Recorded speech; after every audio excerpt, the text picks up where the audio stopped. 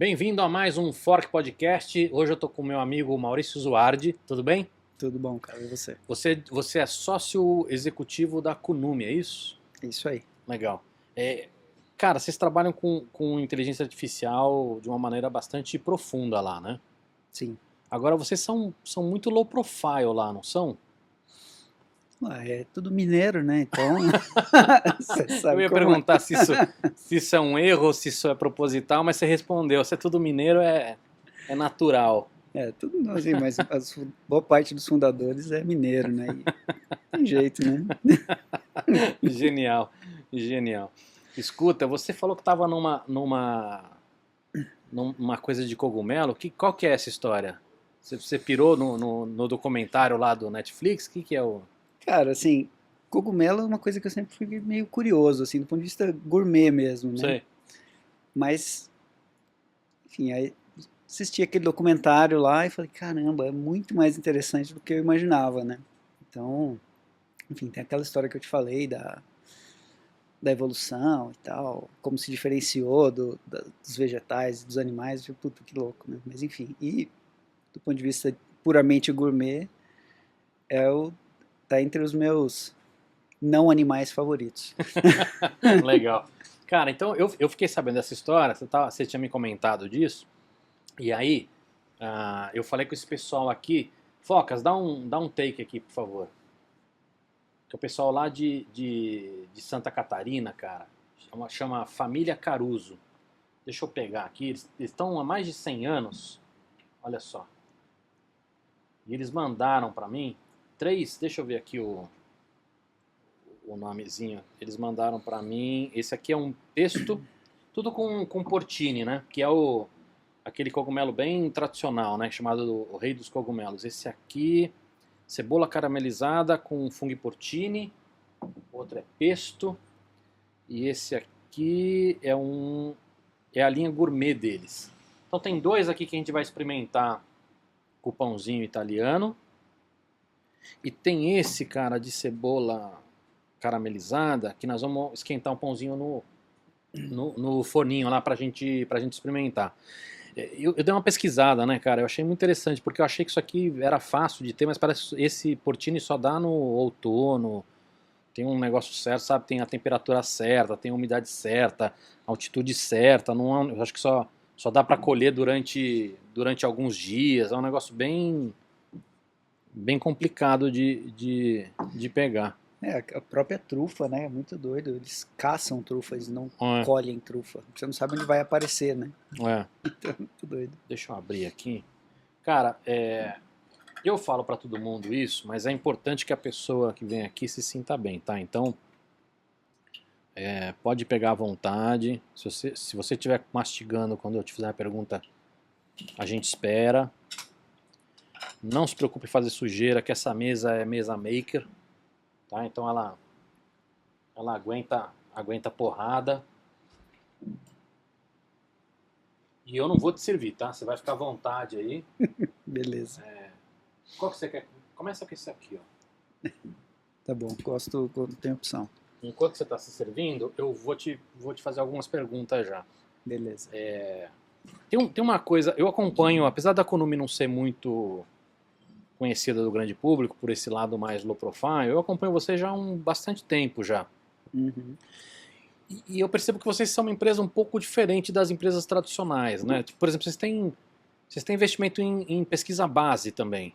Uhum. Como é que é isso? Porque assim, é muito raro você encontrar uma empresa que está lá na linha de frente, né, fazendo produtos novos para ter lucro e tudo mais, né, produtos que vão para o mercado, e ao mesmo tempo tá investindo em ciência base, que é uma coisa que pode demorar anos e anos para vingar. Como é que é isso? Cara, a gente não é muito conformado com as coisas do jeito que são, né? Uhum, Eu acho que o fato de acreditar muito em pesquisa tem a ver com a história do grupo empreendedor. Na verdade, a Kunumi, ela é a quarta empresa de mais ou menos o mesmo grupo de pessoas, né? Então, são pessoas que se conhecem há muitos anos, já venderam 3 outras empresas, uma para o Google, outra para uhum, o UOL, enfim. Mas sempre com essa lógica de pegar uma coisa que está muito nova na academia uhum, e achar um jeito de trazer isso para o mercado, porque essa é outra coisa que a gente sempre conversa por lá, né? Assim, o Brasil não falta conhecimento, né? A gente tem pesquisa de qualidade aqui no Brasil, Apesar de tudo. apesar de tudo, né? Especialmente nos últimos anos, mas enfim, o que falta mesmo é a nossa o que é especialmente ruim é a nossa capacidade de transformar tecnologia que nasce na academia em tecnologia que está no mercado, né?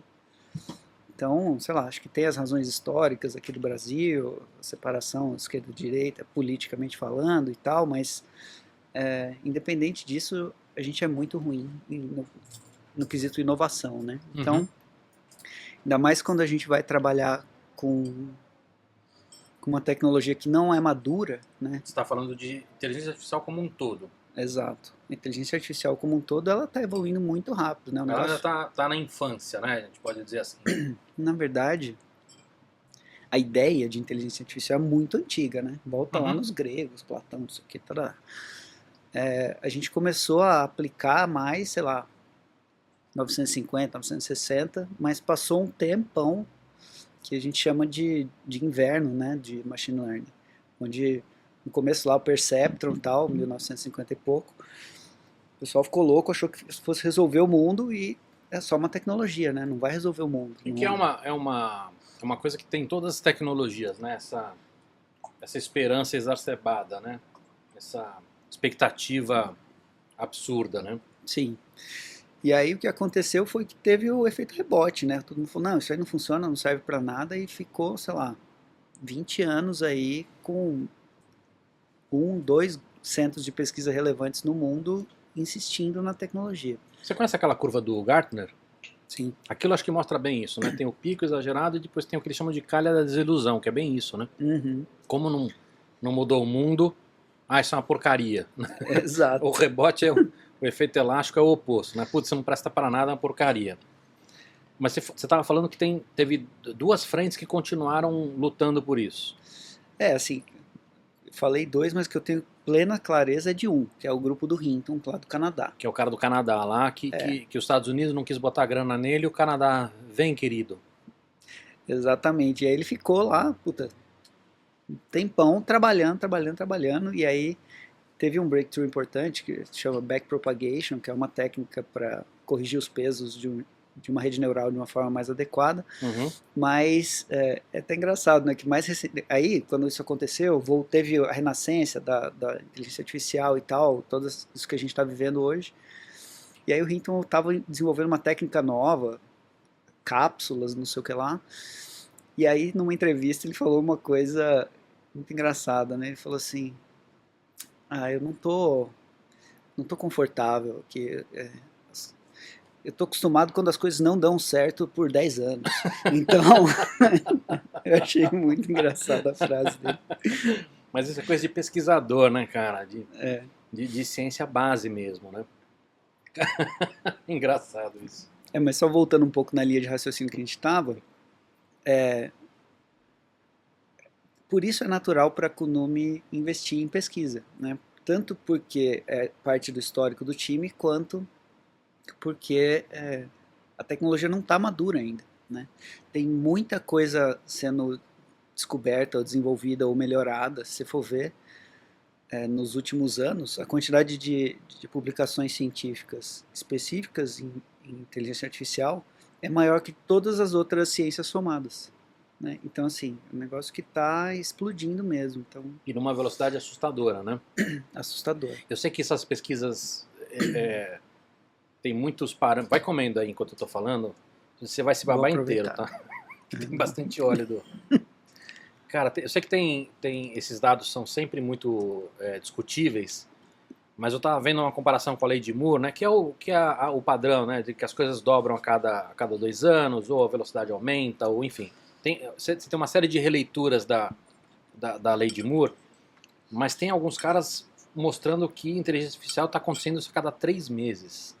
Nossa. É muito... Ainda que a gente possa ficar discutindo, não é 3, é 4, é 5. É uma velocidade muito brutal, né? Agora, você pode falar sobre esse investimento em ciência base, aonde que está sendo ou não? Quais são o tipo de projeto exatamente? Você falou que você ia esperar. Eu espero. Então eu vou emendar com uma outra pergunta, tá? Não, agora você espera. Vamos lá. Vai lá. Então, a gente tem uma ligação muito próxima com a UFMG, né? Tá? A UFMG, na verdade, ela é, acho que talvez a primeira universidade pública do Brasil que é sócia de uma empresa privada, né? Uhum. Isso, mérito total de um dos fundadores, né, o professor Nívio Ziviani, e o Alberto e a Ana, enfim, todo mundo que tá ali, mas o Nívio, por muitos anos, décadas, brigou por isso dentro da academia. E conseguiu. Que é uma coisa super comum lá fora. E aqui não, talvez por causa dessa separação ideológica aí que a gente falou um pouquinho. Eu já discuti isso com outros convidados aqui, cara. Eu acho que isso é um atraso muito complicado na nossa academia. E eu acho que o pior disso tudo é que por mais que você tenha justificativa com leis e tudo mais, que tem essas questões também, é absolutamente cultural, cara. E eu acho que a maior resistência vem da própria academia, entendeu? Pode ser. Então mas enfim. Mas conta, e você estava falando, eu tinha te perguntado se você pode dizer quais as frentes que vocês estão investindo. Isso. Na verdade, a gente tem um laboratório de inteligência artificial dentro da UFMG. E aí a gente trabalha com inteligência artificial aplicada. Tá? Então, como que é isso de verdade, né? Tem alguns outros pesquisadores, sei lá, muita gente de saúde, sei lá, neurocientista, psiquiatra, etc. E de outras áreas também, gente da física, enfim, qualquer contato acadêmico que a gente tenha que precisa ou se beneficiaria de usar aprendizado de máquina para resolver um problema que não conseguiu resolver ou para acelerar alguma descoberta, a gente começa a trabalhar junto, né? Então, cara, a gente tem muitos projetos lá, tem mais de 40 ou mais de 60, se bobear, projetos com pesquisadores diferentes. Então, não é que a Kunumi faz tudo, mas a Kunumi sempre aporta inteligência artificial e conhecimento nessa área para trabalhar junto com outro pesquisador, né? Mas dá para dar alguns exemplos ou não? Dá, claro. A gente tem um trabalho que é bem antigo já, mas é muito legal, então eu gosto de falar dele, que é de prevenção não, diagnóstico precoce de Alzheimer. Então, a gente fez tanto um estudo com imagens quanto com hemogramas. A gente tem coisa na área de energia, por exemplo, que a gente fez junto com a PSR. Né? E a PSR é uma empresa que trabalha com modelos preditivos para governos, né? Então, sei lá, o governo brasileiro, o governo da Colômbia, enfim, estão em vários países. Eles precisam de modelos preditivos para demanda de energia, né? E aí, a gente estava conversando com o Mário Veiga, figuraça, adoro o cara, puta de um gênio. E quando ele tem a técnica dele, que é muito mais matemática, né? A formação dele é matemática. Mas, quando ele leu sobre aprendizado por reforço, ele falou, cara, isso é muito parecido com a minha técnica. Deixa eu falar com quem já tem mais contato com isso e vamos tentar trabalhar junto para comparar as técnicas e tal. Então, esse é um dos projetos que a gente fez junto, que é ligado à energia. Tem prevenção de suicídio, tem Covid, tem um monte de coisa. Legal, muito bom. Gostou? Uma delícia, muito bom. Eu gostei bastante também. Agora eu vou experimentar esse outro, de pesto. E a outra pergunta que eu ia te fazer é o seguinte: como é que vocês estão contratando e como é que vocês estão segurando as pessoas? Porque tá muito difícil, né? Tá muito difícil, cara. E assim, agora com o Covid, que aumentou a quantidade de trabalho remoto, né, que eles estão no mundo, você tem muito brasileiro trabalhando para empresa gringa. E aí é uma competição mais feroz ainda. Primeiro porque você tem projetos muito legais lá fora. Uhum. E segundo que o cara ganha em euro ou em dólar, né? Cara, assim, a gente é muito privilegiado com relação a acesso a talentos, né? Mas o nosso time é super assediado. Super assediado. Imagino. Então, assim, eu acredito que a gente consegue manter os talentos que a gente tem até hoje por uma mistura de visão e cultura. Porque se fosse comparar só no salário, ou só no stock options, ou só nas ferramentas tradicionais de retenção, não ia ter como, né? Porque, assim, acho que um pouco do nosso inconformismo com o jeito como as coisas são, transmite, né? Então a gente quer tentar fazer as coisas diferentes, a gente quer tentar fazer Muito de de propósito, né, que você verdade. está falando. Propósito, mas também uma coisa quase ativista, assim, sabe? De, putz, o que a gente quer? Qual que é como que chama isso? Visão, missão e valores, sei lá. Tipo, a visão da Kunumi não é ser a maior empresa de tecnologia do hemisfério sul. Ela é distribuir a tecnologia. Isso é meio subversivo, né? Se você parar para pensar. Porque... Eu vou te dizer que isso, hoje em dia, é muito comum você escutar isso, mas ainda é muito discurso. Pois é. Então, não sei se é subversivo, mas eu sei que no caso de vocês é verdadeiro. Uhum. Então, eu não diria subversivo, mas eu vou dizer raro.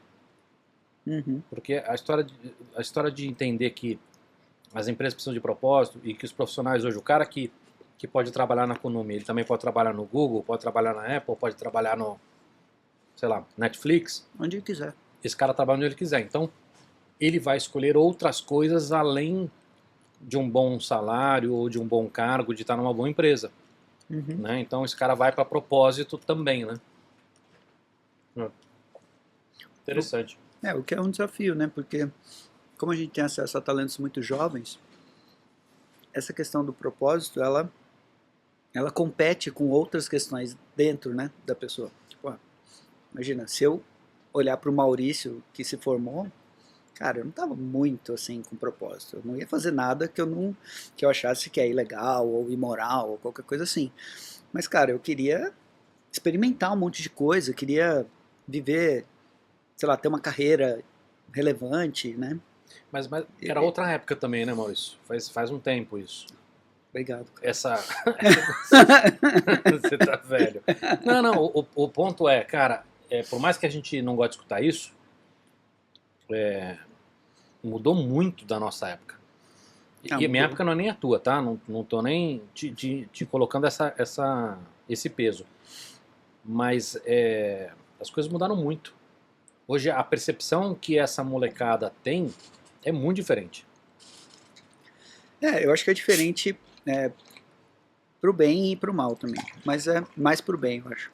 Perfeito, mas você tem mais informação, você discute, tem uma série de coisas que a gente vê que realmente está mais complicado, mas eles são muito mais evoluídos do que a gente na mesma idade. Sim. Né? Eu, quando eu tinha 13 anos, eu só queria saber de ver pica-pau. Uhum. Você tem um quadro aqui, você tem um pica-pau maluco ali. Você vê uma molecada de 13, por mais que você fale assim, puta, ainda é uma criança, mas tem ali um nível de discussão e de preocupação e de olhar do mundo que a gente não tinha. Sim. De olhar para a natureza, por exemplo, de sustentabilidade. Não era uma questão. Nenhuma. Agora, você começou a falar de você quando você se formou. Você era um baita de um designer. Obviamente que deve ser ainda, mas você não... E disso você foi para IA. Quer dizer, você era um cara de uma área e foi para uma área que para muita gente é considerada muito distante. Como é que rolou isso? Cara, assim, a Kunumi é uma empresa muito generosa nesse sentido, né? Assim, se você quer aprender na prática as coisas, a Kunumi é o melhor lugar do mundo para você ficar. Mas, assim, tem um pezinho da minha história mesmo, né? Tipo, minha família não é uma família de designers ou de artistas, é uma família de cientistas e de engenheiros, né? Então, eu não escolhi artes plásticas, eu escolhi design industrial, né, o nome formal do curso. Porque eu achei que era um negócio legal que misturava dois universos, o universo da estética, da arte, etc., mas com aplicações concretas, práticas, com um propósito, uma utilidade, né? Então, acho que, e querendo ou não, eu sempre, ganhei meu primeiro computador com 9 anos. O que era? Era um da CCE, aquele MC1000, tipo o concorrente brazuca do TK85, um negócio assim. Eu tive o TK85. Um Um CP200 também. Você ligava na TV, Não é? gravava Fita as coisas cassete. num fita cassete, maravilhoso. Mas, cara, e aí, o que foi legal? Eu não tinha software para esse negócio, Ué, né? Ainda mais sendo a versão CCE da computação. Isso me obrigou a aprender um pouco de Basic. Então, querendo ou não, eu tenho uma certa intimidade com entendi. tecnologia, né? E aí, chegando na Não, até Konami, como designer, quer dizer, você começou com design, você já começou com designer digital, né? Então já era uma coisa bem sim, mais próxima da e tecnologia. o Flash tinha a linguagem dele, e aí, puta, é legal, né, programar, assim, você vai... Eu acho, mas muita gente não acha. Não, mas putz, depois se perde o medo, acho que todo mundo gosta, cara, porque é uma ferramenta, né? É libertador. É, É libertador. E eu acho que mais do que isso, te dá uma visão de mundo, de entender como as coisas funcionam. Então acho sim, que isso ajuda muito em muita coisa. pois é. E aí, mais especificamente dentro da Konami, eu tive contato com cientistas, engenheiros, tudo de primeira linha, assim, nível mundial, sem inquestionavelmente. E eu sou chato pra caramba, curioso pra caramba, colei nos caras e ficava perguntando, pô, e aí, como é que é isso? Ah, como que funciona? Ah, não sei o quê. Cara, o E você tem Juliano, uma facilidade para estudar também, né? Isso é uma coisa sim, que é muito necessária hoje, mas que nem todo mundo... é. Não, eu adoro estudar o tempo inteiro, assim. Quando eu não tô jogando videogame pra dar uma, né, O que você está esquecer o jogando? mundo, cara, ultimamente eu só jogo Apex, Apex Legends, um shooter. Bem legal, inclusive, mas é porque não tem compromisso, sabe? Sei. Então, Entendo bem. é, Entendo bem. Você experimentou o pesto ou não? não, ainda não. Então coloca aí. E deixa eu te perguntar, acho que vale a pena, antes da gente falar de... Eu quero falar de muita coisa de inteligência artificial, tá? Uhum. Dos tabus, dos problemas, das possibilidades. Mas antes de falar sobre isso, dá para você explicar o que é inteligência artificial em uma frase ou não? Ou em um minuto? Ou não dá? Acho que dá. Sim, óbvio, não vou cobrir tudo, né? Mas uma explicação. Mas tipo, sei lá, para minha mãe que vai ver isso aqui, se bem que não vai, mas tudo bem, mas... mas para minha mãe que vai assistir isso aqui, o que é inteligência artificial? Cara, assim, a definição formal, acho que não é o que vai ajudar a gente mais aqui. Eu gosto de pensar o seguinte, né? Se você, quando a gente fala de inteligência, é um negócio amplo e que a gente não tem nenhuma definição clara na filosofia, na ciência, não sei o quê, blá, blá, blá. Vamos falar de conhecimento, tá? Que eu acho que é mais útil para a gente. O conhecimento pode ser dividido em duas partes: o conhecimento explícito e o conhecimento tácito, Uhum. tá? O explícito é o que você sabe explicar. Fala assim, Cava, como é que eu faço uma multiplicação? Ah, você vai me explicar. Então, assim, tudo que você consegue transformar num processo, numa fórmula, num algoritmo, você consegue botar para fora. Se o termostato está em 25, aumente esse motor para a temperatura cair, sei lá. É isso. Isso. If isso, then that, né? Isso, mas isso é o seu conhecimento. Isso partiu do conhecimento explícito de alguém. Isso Perfeito. saiu da cabeça de alguém que codificou isso. Uhum. Né? Agora, a outra parte do conhecimento é o conhecimento tácito. O que é isso? Você olha para sua filha e você sabe que é sua filha. Às vezes. Ok, a maioria das vezes. Né? Mas eu você não falo, sabe explicar me explica como é. por que eu sei que ela é minha filha. Exato. Eu Você vou pode explicar, falar. não, porque é a cara dela. Tá, mas é a cara dela, mas como assim a cara dela, né? Exato. E se eu te pedir para explicar no nível que uma máquina precisa dessa explicação, ou seja, toma aqui esse monte de pixels, que na verdade é um monte de números, Uhum. e faz uma conta para me falar se é sua filha ou não. Né? Cara, você não vai conseguir fazer isso. Né? O próprio Google ficou anos tentando ensinar um computador não, um computador a dirigir um carro usando esse método explícito.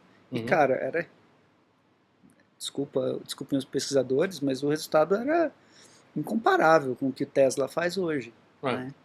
Né? Mas era uma linha onde a inteligência artificial não estava evoluída e era o que a gente tinha em mãos. Sim, sim. Né?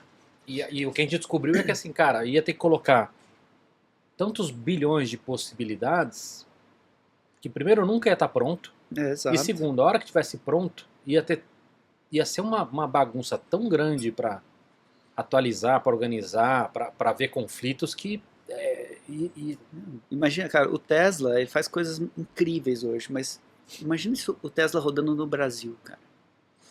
Tem quantidade de situações que ele nunca viu que... Tipo, não dá em São Paulo. Para começar, ele ia ter que aprender que nenhuma moto para no farol e nenhuma moto anda na mão correta.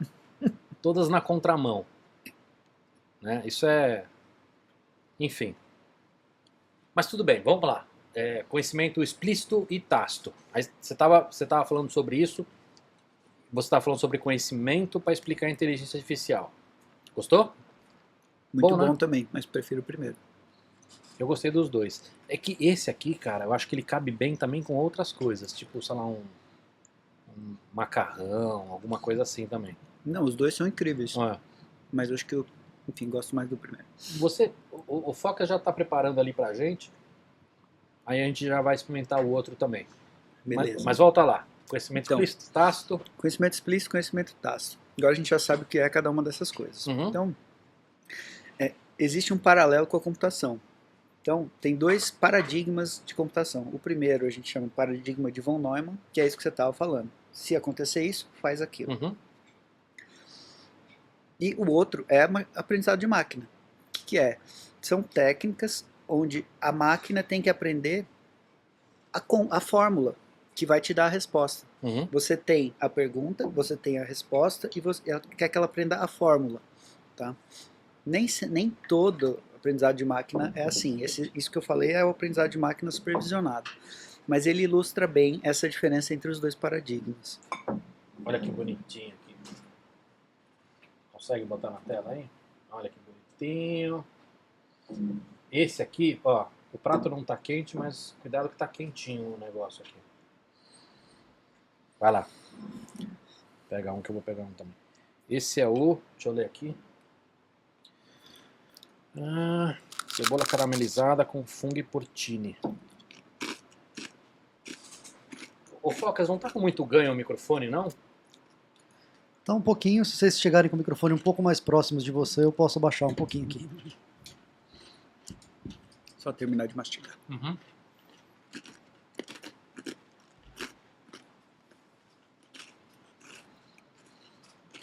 Nossa, eu gostei bastante desse, hein? Muito bom, Focas. Obrigado, viu? Você pegou um ou não? Imagina, disponha. Eu como no final do programa, não se preocupe. Você acha, né? Se sobrar. Eu deixei duas aqui reservadas pra mim, que eu não sou bom. Não, mas Cara, tem bastante aqui. Esse é o que eu tinha menos expectativa e até agora foi o melhor. Você botou o arroba deles na tela, né? Bota de novo, que assim, pra quem tá no Spotify, é Fung Caruso, tá? Da família Caruso. Pra quem não sabe, Fung é F-U-N-G-H-I, Caruso normal, né? C-A-R-U-S-O. Legal, obrigado, Focas.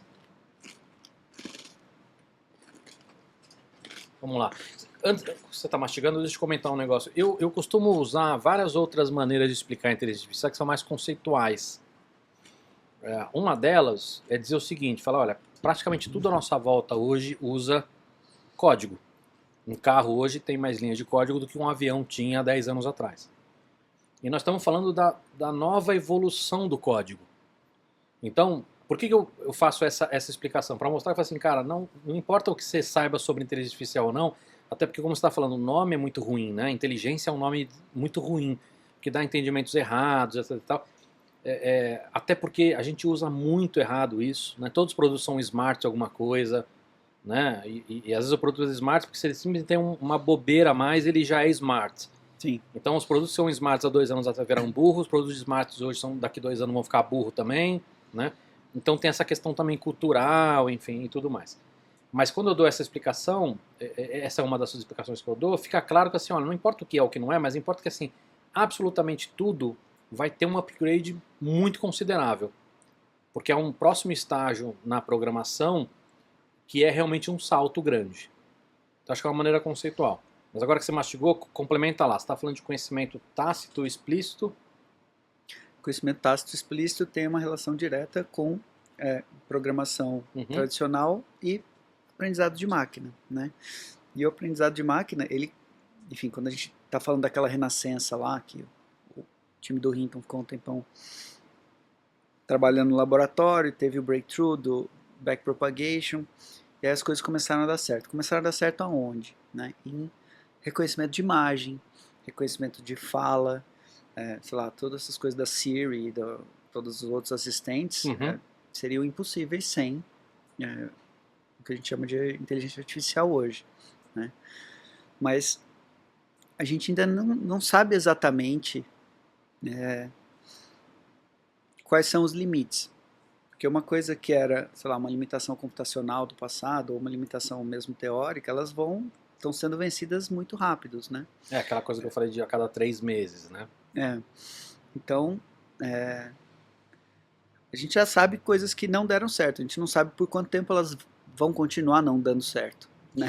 Mas você que está muito a fundo nessa história, realmente não dá para saber onde vai chegar. Cara, é chute, é opinião. Tudo bem, mas a gente sabe que é uma porrada muito grande. É uma porrada muito grande. E as coisas estão muito aceleradas agora por uma série de fatores, né? Primeiro que você falou, essas evoluções que tiveram nos últimos anos com esses caras. Você acabou de falar também de processamento. A gente tem uma abundância hoje de processamento, e quando eu falo de abundância não é só custo, né? Tipo, você que está de cueca em casa, você consegue ter acesso a um Amazon, ou um Google, ou um Microsoft, uma nuvem, Sim. que vai te dar um poder de processamento que há 10 anos atrás era inimaginável. Inimaginável. Que mais? Que mais está contribuindo para... Sensores, por exemplo. Uma quantidade muito grande, também acessível de sensores. Assim, a quantidade de dados que a gente gera é ridícula. É ridícula, né? E a máquina ela vai aprender essa transformação que a gente não consegue explicar olhando para o dado, né? Sim. Seja olhando para o dado e para uma resposta, seja olhando só para o dado, ou seja, sei lá, interagindo como se fosse um jogo com o dado, mas ela precisa do dado. Sem o dado nada acontece, né? Então... E hoje a gente está gerando uma quantidade brutal, né? Não só gerando, mas é muito acessível, né?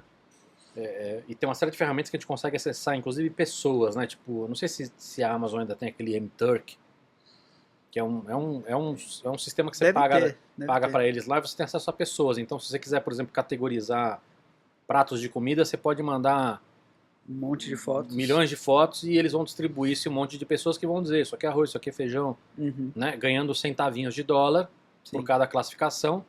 Mas é uma coisa que você fica imaginando, você ter que contratar um monte de gente aqui no Brasil para fazer isso, e não é viável, não é rápido, enfim, tem todas essas questões. Legal. Mas continua a sua definição.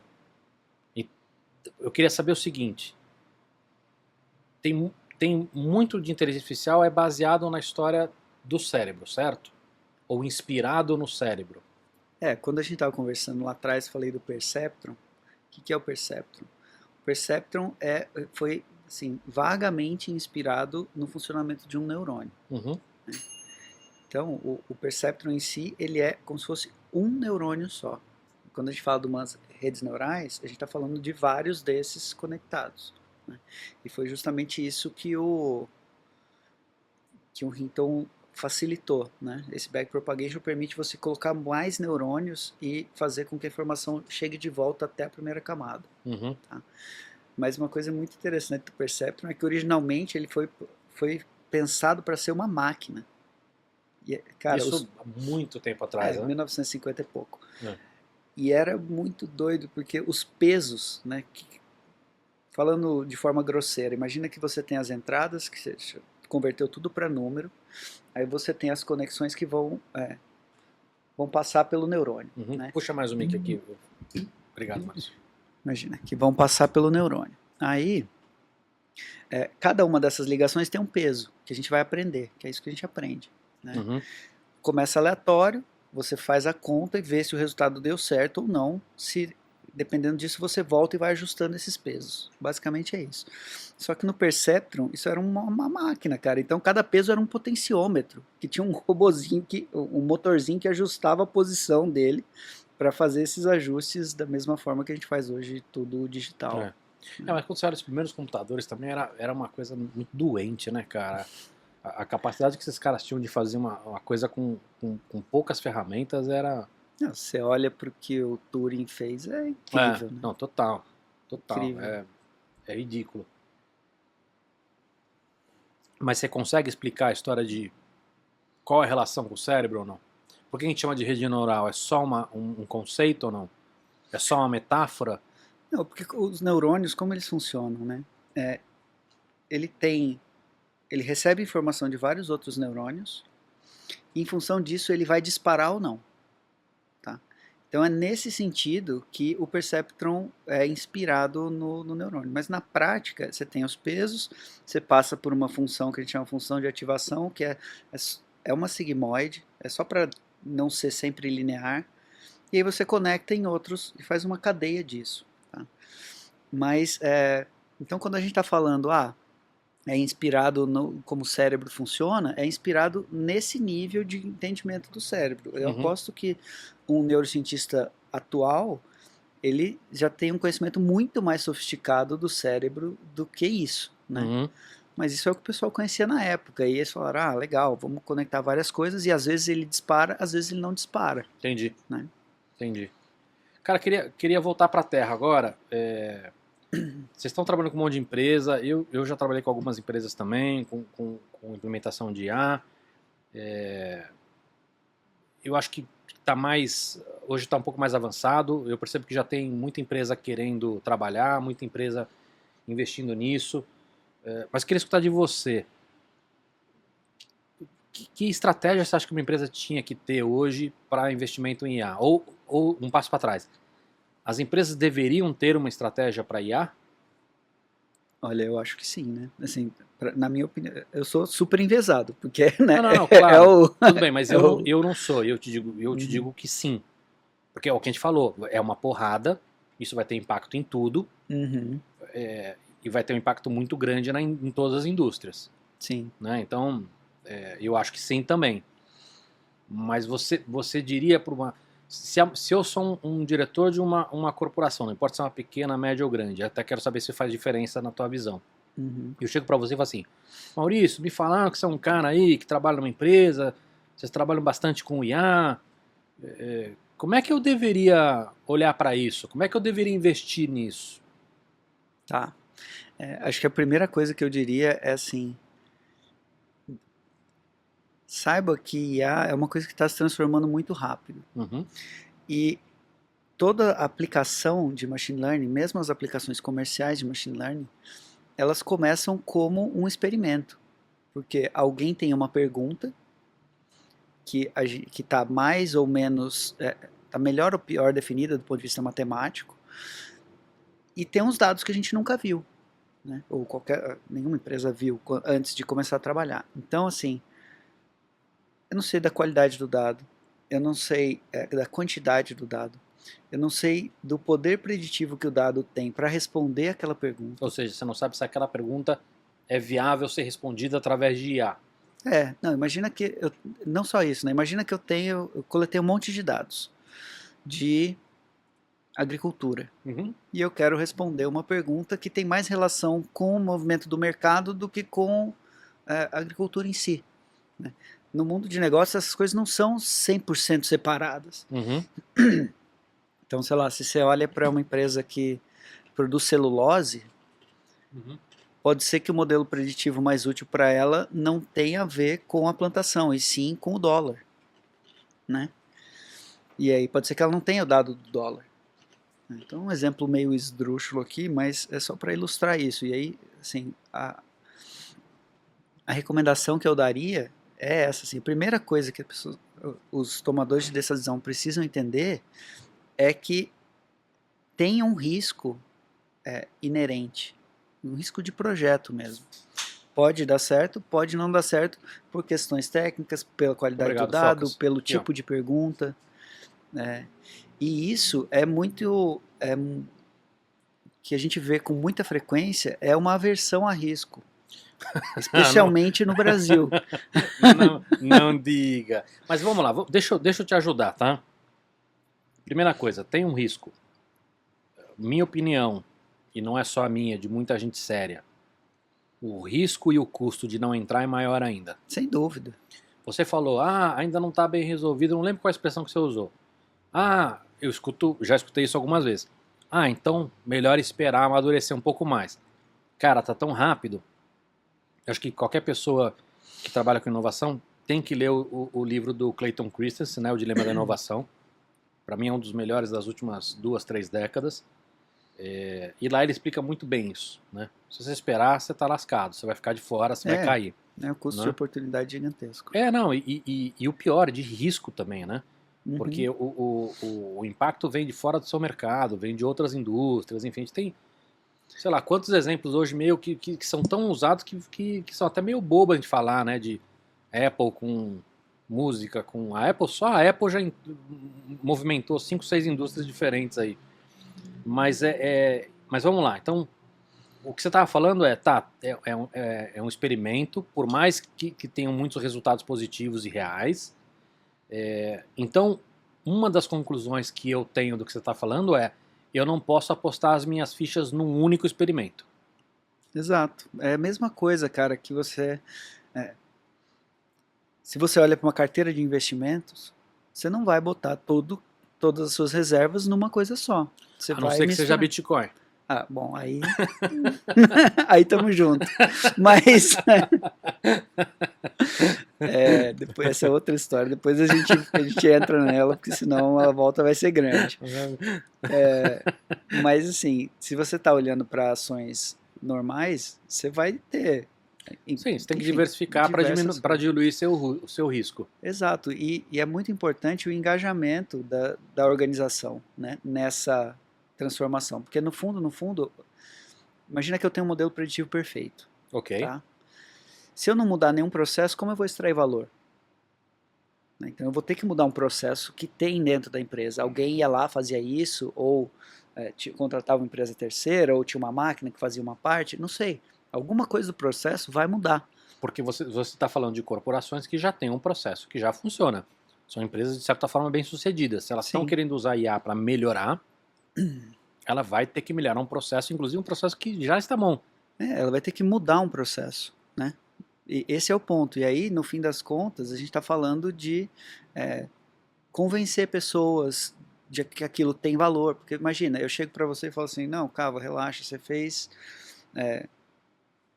olhava para um raio-x e falava o que tinha de errado com aquele raio-x, você fez isso por 30 anos, ou 40 anos.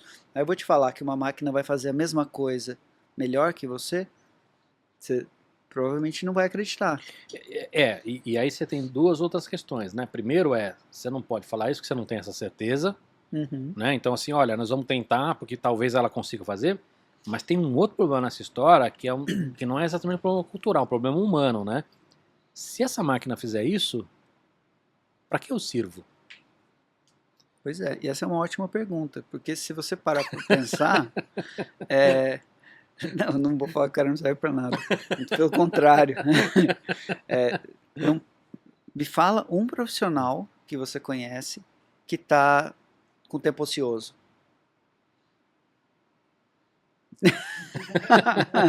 Eu olhei do foco de sacanagem, mas a gente trabalha a gente tá tocando isso aqui sozinho, a gente trabalha que nem dois cachorros. Cara, então, mas olha só, mas isso é complicado, né? Porque a gente falou muito no passado sobre tecnologia que ia dar tempo pra gente, e na verdade ela só ferrou nosso tempo, né? Sim. Então não sei se esse é um argumento muito bom. Não, o ponto que eu ia chegar é o seguinte, pensa nesse exemplo do médico. Né? Uhum. Hoje o médico tem uma pilha gigantesca de exames para olhar. Certo. A maior parte daqueles exames são exames normais. Né? Sim. Se a máquina fala assim, ó, isso é normal, isso é anormal, você tira mais da metade do trabalho chato, que ele não precisava fazer de jeito nenhum. Perfeito. E ele pode gastar mais tempo olhando para as coisas que precisam de uma pessoa. Né? Porque a máquina, ela, no estado atual, ela trabalha muito mais com correlação do que com causa. Né? E aí isso tem uma implicação concreta que, assim, se ela nunca viu aquele exemplo no dado, e se ela não viu muitas vezes, ela provavelmente vai chutar e vai chutar errado. Né? Então, esse uso de normal e anormal é um uso relativamente seguro, porque o normal vai aparecer muitas vezes por definição. Sim. Né? Então, ela vai fazer bem esse trabalho. E aí a pessoa ela usa um outro modelo.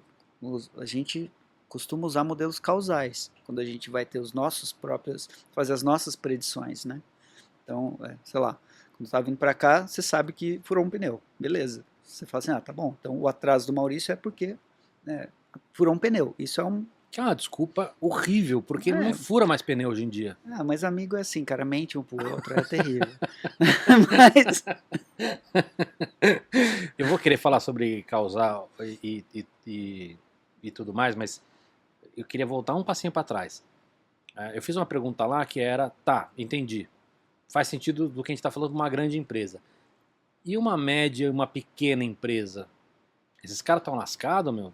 Dá para esses caras entrarem nisso de alguma maneira? Cara, dá, né? Assim,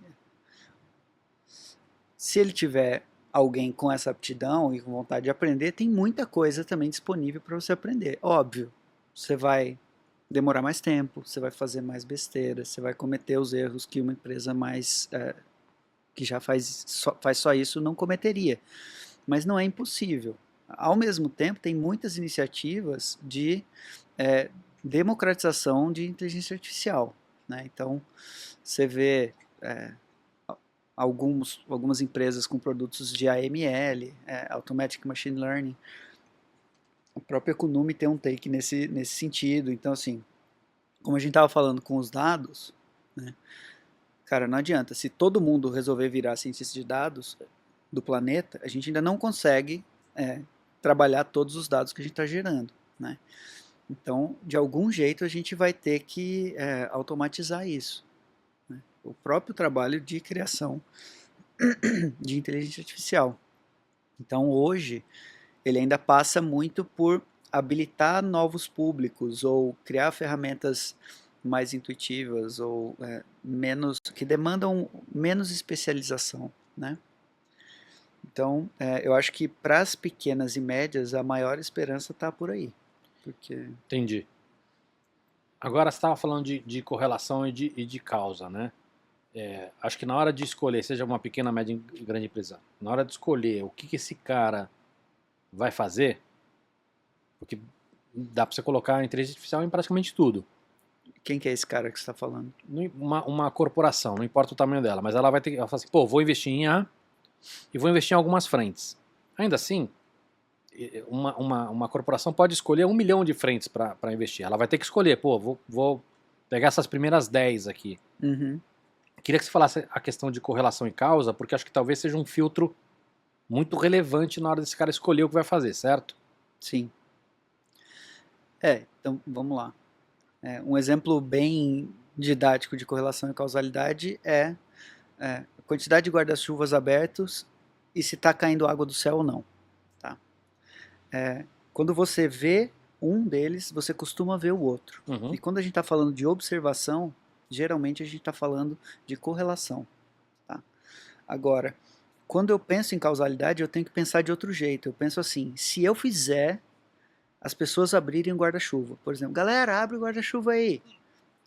10 pessoas abrem o guarda-chuva. Começa a chover? Não. Mas o contrário, se eu pego e começo a jogar água em uma galera que tem guarda-chuva por perto, eles vão abrir, né?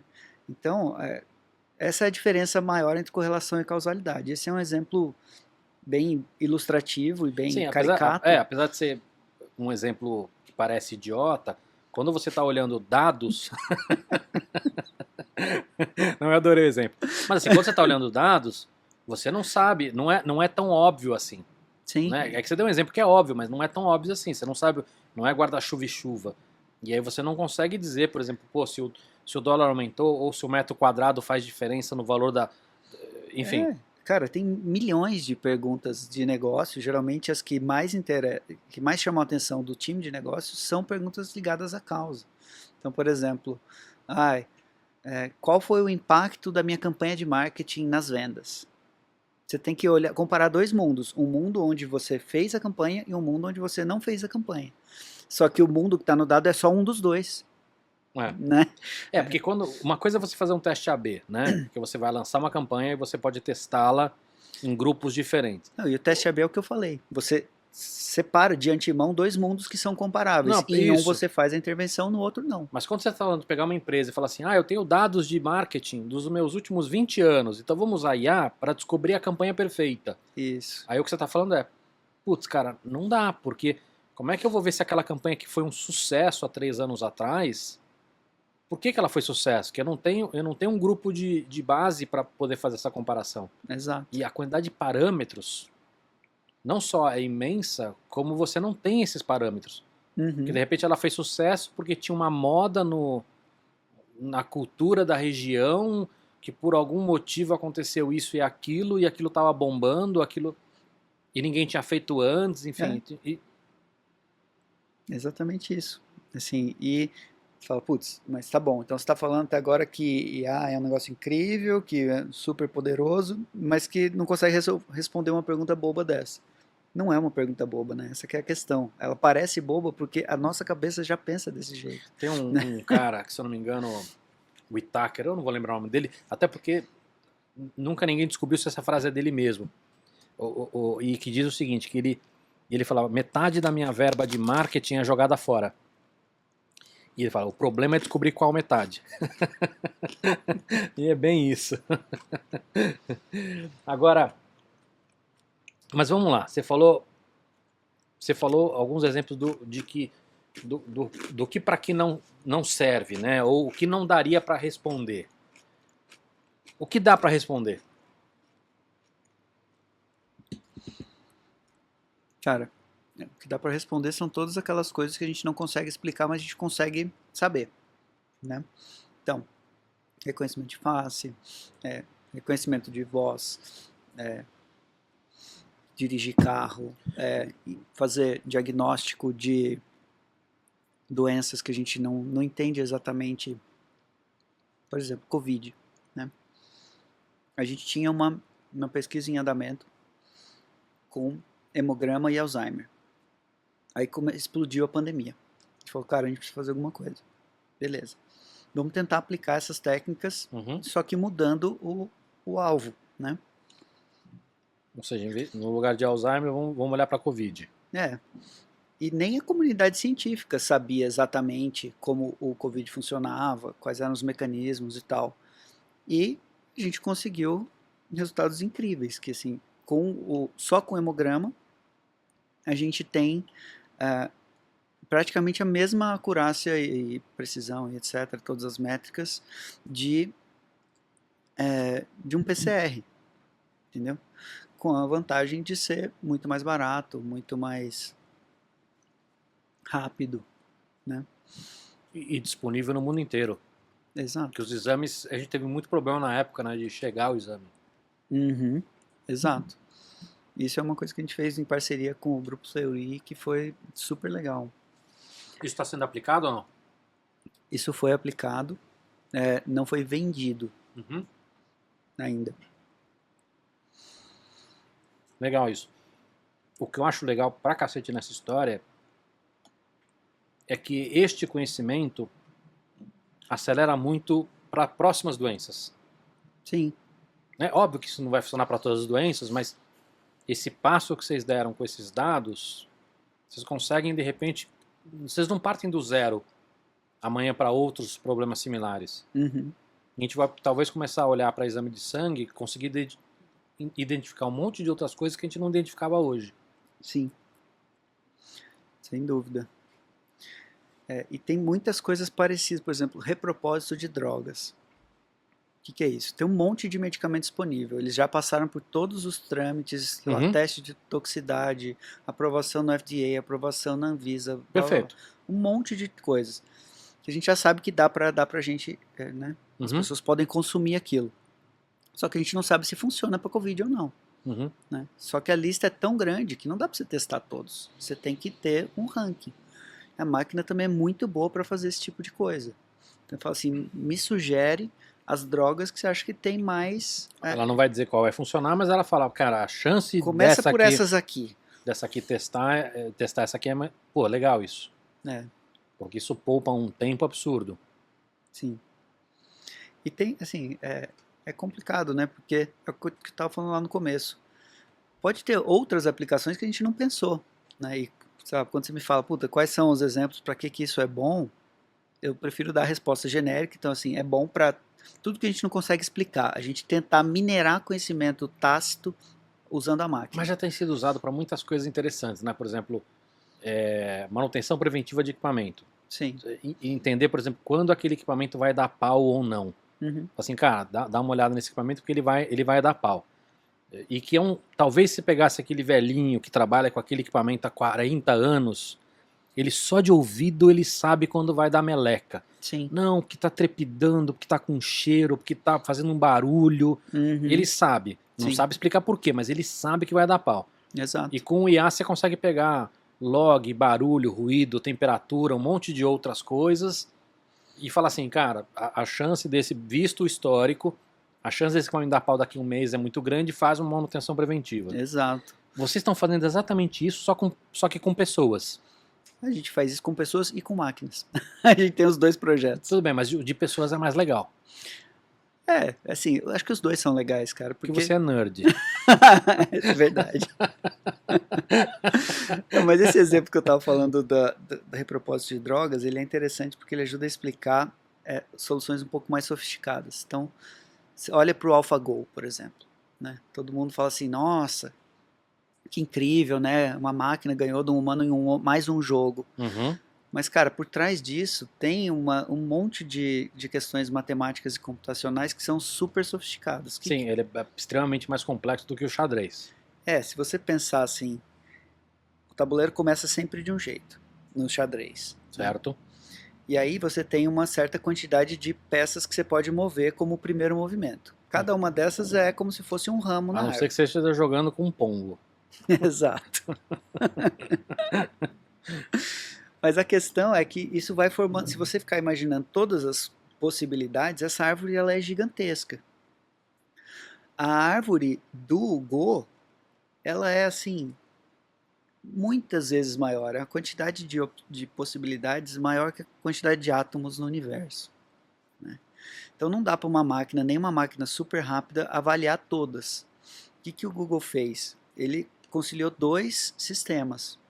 Um sistema que fazia um ranking parecido com esse das drogas, só que com jogadas promissoras. E aí ele explorava os ramos só dessas, algumas jogadas para frente, para ele conseguir reduzir o espaço de opções, entendeu? Entendi. Ou seja, não necessariamente aquela era a melhor jogada de todas, Exato. mas estatisticamente era uma das melhores. E foi por isso que o Lee Sedol não perdeu todas, porque não era determinístico. Entendi. Entendi. Mas conta de pessoas. Vocês estão trabalhando, pode falar o nome do hospital ou não? Vocês estavam com um programa numa UTI, não estavam? O projeto mais recente ligado à UTI, ele é um projeto de predição de mortalidade. Uhum. Né? E a gente fez todo um estudo, na verdade tem uns 2 ou 3 estudos relacionados, a gente desenvolveu o produto durante alguns anos aí, muito de perto com um intensivista, e quando a coisa estava madura, a gente falou, cara, vamos doar para a Santa Casa de Belo Horizonte. Legal. E aí a gente, enfim, implantou lá, estamos rodando ainda em homologação, mas está bem promissor assim, os resultados. Legal. Só para entender, o que esse cara faz na prática? Ele alerta o médico quando alguém precisa de atenção ou não? Qual que é o efetivo prático dele? Como que costuma funcionar? Né? O médico, se um outro médico, o médico anterior, né, passou, olha, esse cara aqui está muito grave, vai lá e vê, beleza, ele vai e vê as pessoas. Se eles não tiveram contato, esses dois médicos, qual que é a ordem que o médico que acabou de chegar no começo do plantão vai olhar os leitos? Né? Boa pergunta. Ou alfabética, posição, cara, quem grita mais. Cada um faz de um jeito, e não necessariamente vai ser a pessoa que está precisando de mais atenção. Né? Sim. Então o que esse sistema faz é, de novo, gerar um ranking, como o que a gente estava falando agora há pouco, só que de gravidade. Então fala, cara, passa primeiro nesse, depois nesse, depois nesse, depois nesse. E ele consegue explicar por que ele fez esse ranking? Sim. Esse cara, a temperatura dele tá, o índice de dor dele, batimento cardíaco, sei lá, ele consegue olhar e falar assim, ó, vai nesse cara primeiro e eu tô falando isso por causa disso, disso e disso. Exato. No nosso sistema a gente tem medições recorrentes, né? Então, no caso da Santa Casa, a cada 1 hora mais ou menos a gente tem uma nova avaliação. E aí, para cada uma dessas avaliações, você tem todas as características que o modelo olhou e quais eles considerou mais importantes ou menos importantes. Então, na verdade, assim, pode ser que, sei lá, o fato da sua temperatura estar 36 graus contribuiu super negativamente para o seu score. Uhum. Ou positivamente. Enfim, dependendo da situação, o mesmo valor pode ter contribuições diferentes. Sim. Né? E isso que é interessante, não é uma regra dura. Né? Ele vai olhar, falar assim, ó, dado todas essas entradas aqui, né, o peso que o modelo atribuiu para cada uma dessas entradas é essa. E aí o médico vai lá e olha e fala assim, nossa, ele tá com respiração artificial, a oxigenação está muito alta ou está muito baixa, enfim. E aí ele vai interagir com o sistema e com o modelo mental dele, né? E vai falar assim, putz, isso eu acho que é indício de sepse. Ou, não, isso é indício de qualquer outra coisa. Uhum. Né? Então, na verdade, tem uma questão, se você se imagina um médico, que eles chamam de sobrecarga sensorial. Né? O cara entra na UTI, ele tem 1 milhão de coisas olhando, apitando, piscando e não sei o quê, e ele tem que, várias pessoas, cara, isso é muito cansativo. Né? Se a gente consegue falar assim, cara, beleza, tem um monte de coisa, mas olha primeiro para essas aqui e vê se isso já te ajuda. Você dá mais conforto e mais confiança pro médico. Né? Muito legal. Essa explicabilidade, ela está cada vez mais importante dentro da área de inteligência artificial, né? Porque virou um monte de caixa preta, que a gente não sabia por que estava falando. E é o que eu estava te falando da confiança, né? Porque assim, você fez aquilo há 30 anos, e aí a máquina tomou uma decisão diferente da que você tomaria. Se você não tem a explicação, se você não consegue olhar para por que ela está fazendo isso, a máquina está fazendo merda. Você vai pensar, cara, vou fazer do meu jeito que eu confio. Que eu confio. Né? Mas é muito interessante, porque a explicabilidade, ela ajuda tanto no momento de uso, quanto no momento de desenvolvimento. Porque, como a gente estava falando da correlação e causalidade, essa é uma das outras coisas que tem a ver. Né? Você pode ter, imagina que você tem um monte de dados, você guardou tudo que você tinha, né, dos pacientes. Uhum. E aí, podem ter duas variáveis diferentes, vamos supor, peso e temperatura, que as duas estão correlacionadas com o desfecho. Só que uma é a causa e a outra não. Do ponto de vista matemático, pode ser que elas sejam intercambiáveis. Mas do ponto de vista de quem está tentando entender aquilo, não vai fazer sentido. Mas aí vocês têm também, na construção desse sistema, médicos acompanhando e apontando para vocês, assim, ó, isso aqui não tem nada a ver, joga isso fora. Exatamente. Né? Ou nessa situação você tem que ignorar isso, porque um é causa, o outro é consequência, Exato. Ou de repente é só uma coincidência, enfim. Exato, e como a gente estava falando daquela questão da causalidade, né, que o mundo não é preto e branco. Né, tem um monte de fenômenos que a gente não conhece a causa. Né? Então, quando a gente não consegue chegar na causa, a melhor aproximação é a explicabilidade, porque aí você pode pelo menos confrontar com o seu modelo mental. Sim. Né? Maurício, queria te perguntar um negócio nada a ver. Como é que você está acompanhando os carros autônomos da Tesla? Sim. De 0 a 5 eles eram nível 2. Uhum. Ele, se não me engano, 1 ano e meio atrás ele prometeu full autônomos, que seria o nível 4 ou 5. Né? E aí? Você acredita que ele vai chegar nisso ou não? Ele está lançando agora um negócio mais próximo, mas ainda é muito cedo, não é não? Cara, eu diria que é cedo, mas essas coisas não tem como prever, né? Se você perguntasse para esses pesquisadores do Google que estavam desenvolvendo o sistema que dirigia o carro, usando as regras comuns, quantos anos eles iam precisar para ter isso rodando, eles iam falar, mais de 30, tranquilamente. E não foi o que aconteceu. Né? Então pode ser que tenha algum breakthrough aí que acelere a coisa muito, mas... É que ele estava no nível 2, né? Esse que é o ponto. A questão não é nem tempo 1 ou 2 anos, a questão é que ainda estava muito cru. Não, mas cara, assim, se alguém consegue fazer isso nessa velocidade, eu diria que é a Tesla. Não, perfeito. E eu até escrevi um artigo falando sobre por que eu acho que eles são a nova Apple. Uhum, E não nova Apple no sentido de frescor e glamour, mas no sentido de que vai ser muito difícil competir com eles. uhum. E uma das questões, assim, tem várias questões, né? Algumas mais pro lado de bateria, tanto do lado prático de ter os gigafactories, a infraestrutura que Uhum. você não monta do dia para noite, né? Porque tem gente que fala assim, não, mas você contrata, se a outra empresa for lá e colocar alguns bilhões, ela não faz. E uma das coisas era a quantidade de horas que esses caras têm, porque a simulação não consegue competir com a realidade, né? Não consegue. Você vê algumas cenas de carro Tesla, não sei se você já viu isso, de imagens reais, Uhum. carro voando. Sim, Porque o carro, ele voa, né? Às vezes ele bate num negócio sim. e sai Fala. voando. Uhum. Tem umas fotos na internet, você já viu, que é um carro que entrou assim numa garagem, assim, o carro tá, sei lá, 4 metros de altura. Eu falei, meu, como é que o carro chegou num negócio e entrou em 4 metros de altura, assim, é inconcebível. Por melhor que seja o simulador, né, cara, alguém parametrizou ele, alguém falou, cara, né, a chance do carro voar é minúscula, Não é? né? Então, É.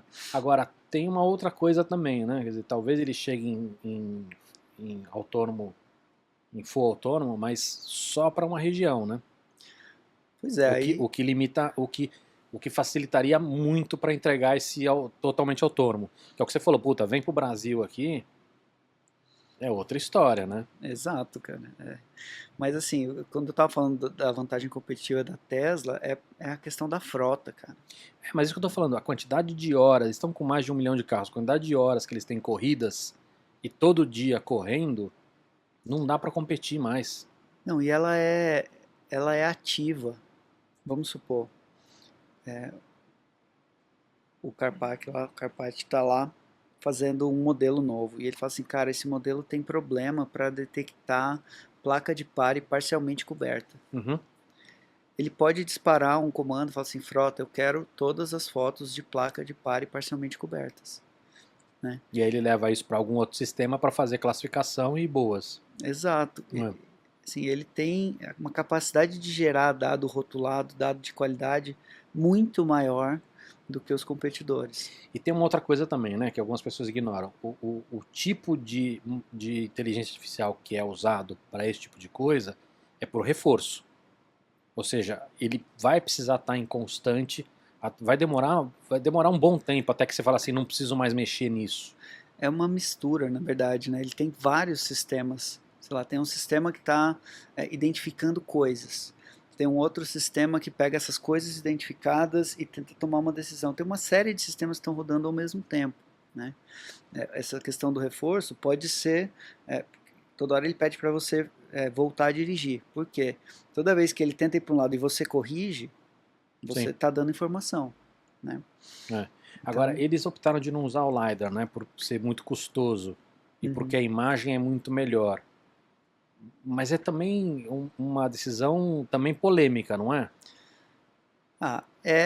mas por outro lado, se para pensar, a gente não tem um radar a laser, né, na nossa cabeça. A gente, os humanos, dirigindo, usam só visão, né?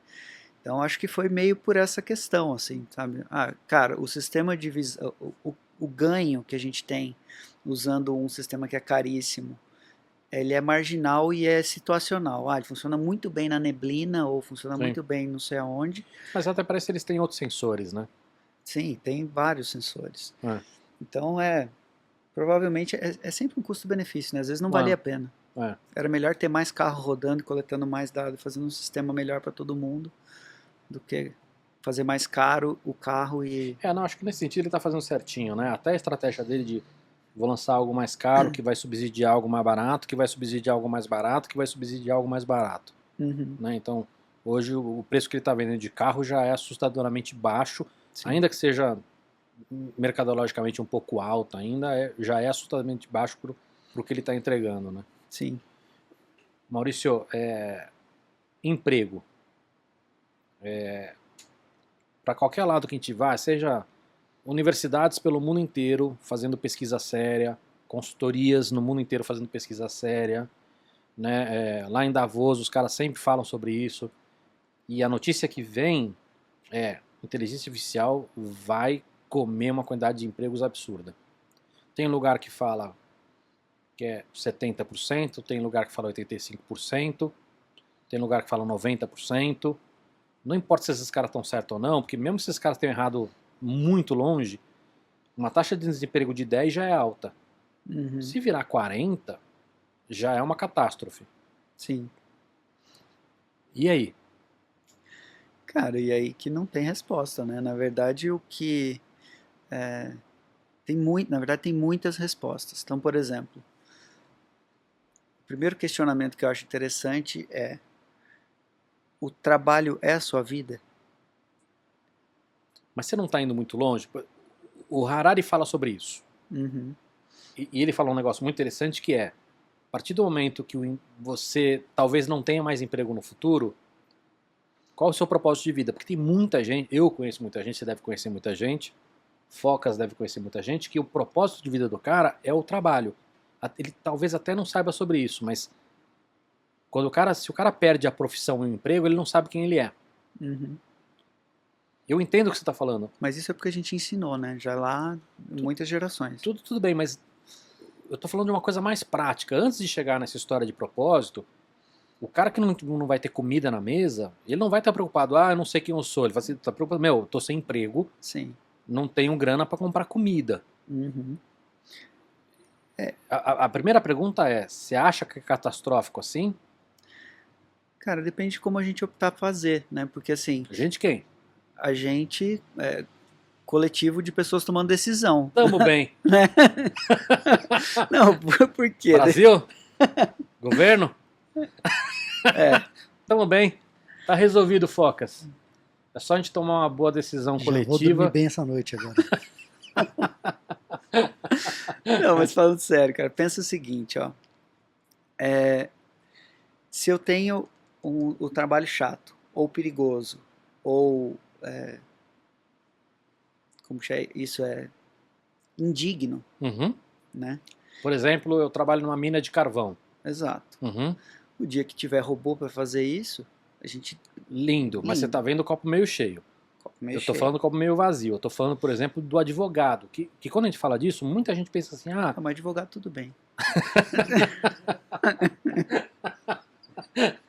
Não, mas olha só. Quando a gente fala, eu fiz um vídeo sobre isso que fez bastante sucesso no YouTube. E uma das coisas que eu vi, a gente conversou assim, eu tô bem, porque eu não trabalho em fábrica. Meu pai não trabalha em fábrica. Uhum. O que essas pessoas não entendem é que, assim, quando a gente fala de robô roubando emprego, não é um robô humanoide, não é um braço mecânico, não é isso, assim, pode ser um software que vai automatizar o que você faz, e que se você é contador, se você é advogado, se você é engenheiro, e aí fala assim, não, mas talvez não substitua totalmente, mas se substitui 90% do que você faz, Já é. a empresa vai mandar 90%. Tudo bem, estou fazendo uma comparação, Sim, uma sim, regra sim. de 3 meio besta, mas a empresa que você trabalha vai mandar 90% dos engenheiros embora, né? E, enfim, Cara, mas essa é a história da tecnologia, né? tudo bem, mas tem uma diferença, né, Maurício? As coisas estão muito rápido. Quando a gente olha para a Revolução Industrial lá atrás, isso demorou um tempo e a gente demorou um tempo, inclusive, para se perder os empregos. Uhum. E você teve a substituição por serviço. Sim. Então, ainda que você tenha uma barrigada, isso foi mais suave. O que nós estamos falando é, primeiro, uma velocidade muito rápida para acontecer isso. Uhum. E segundo, muita gente acreditando que a substituição não virá.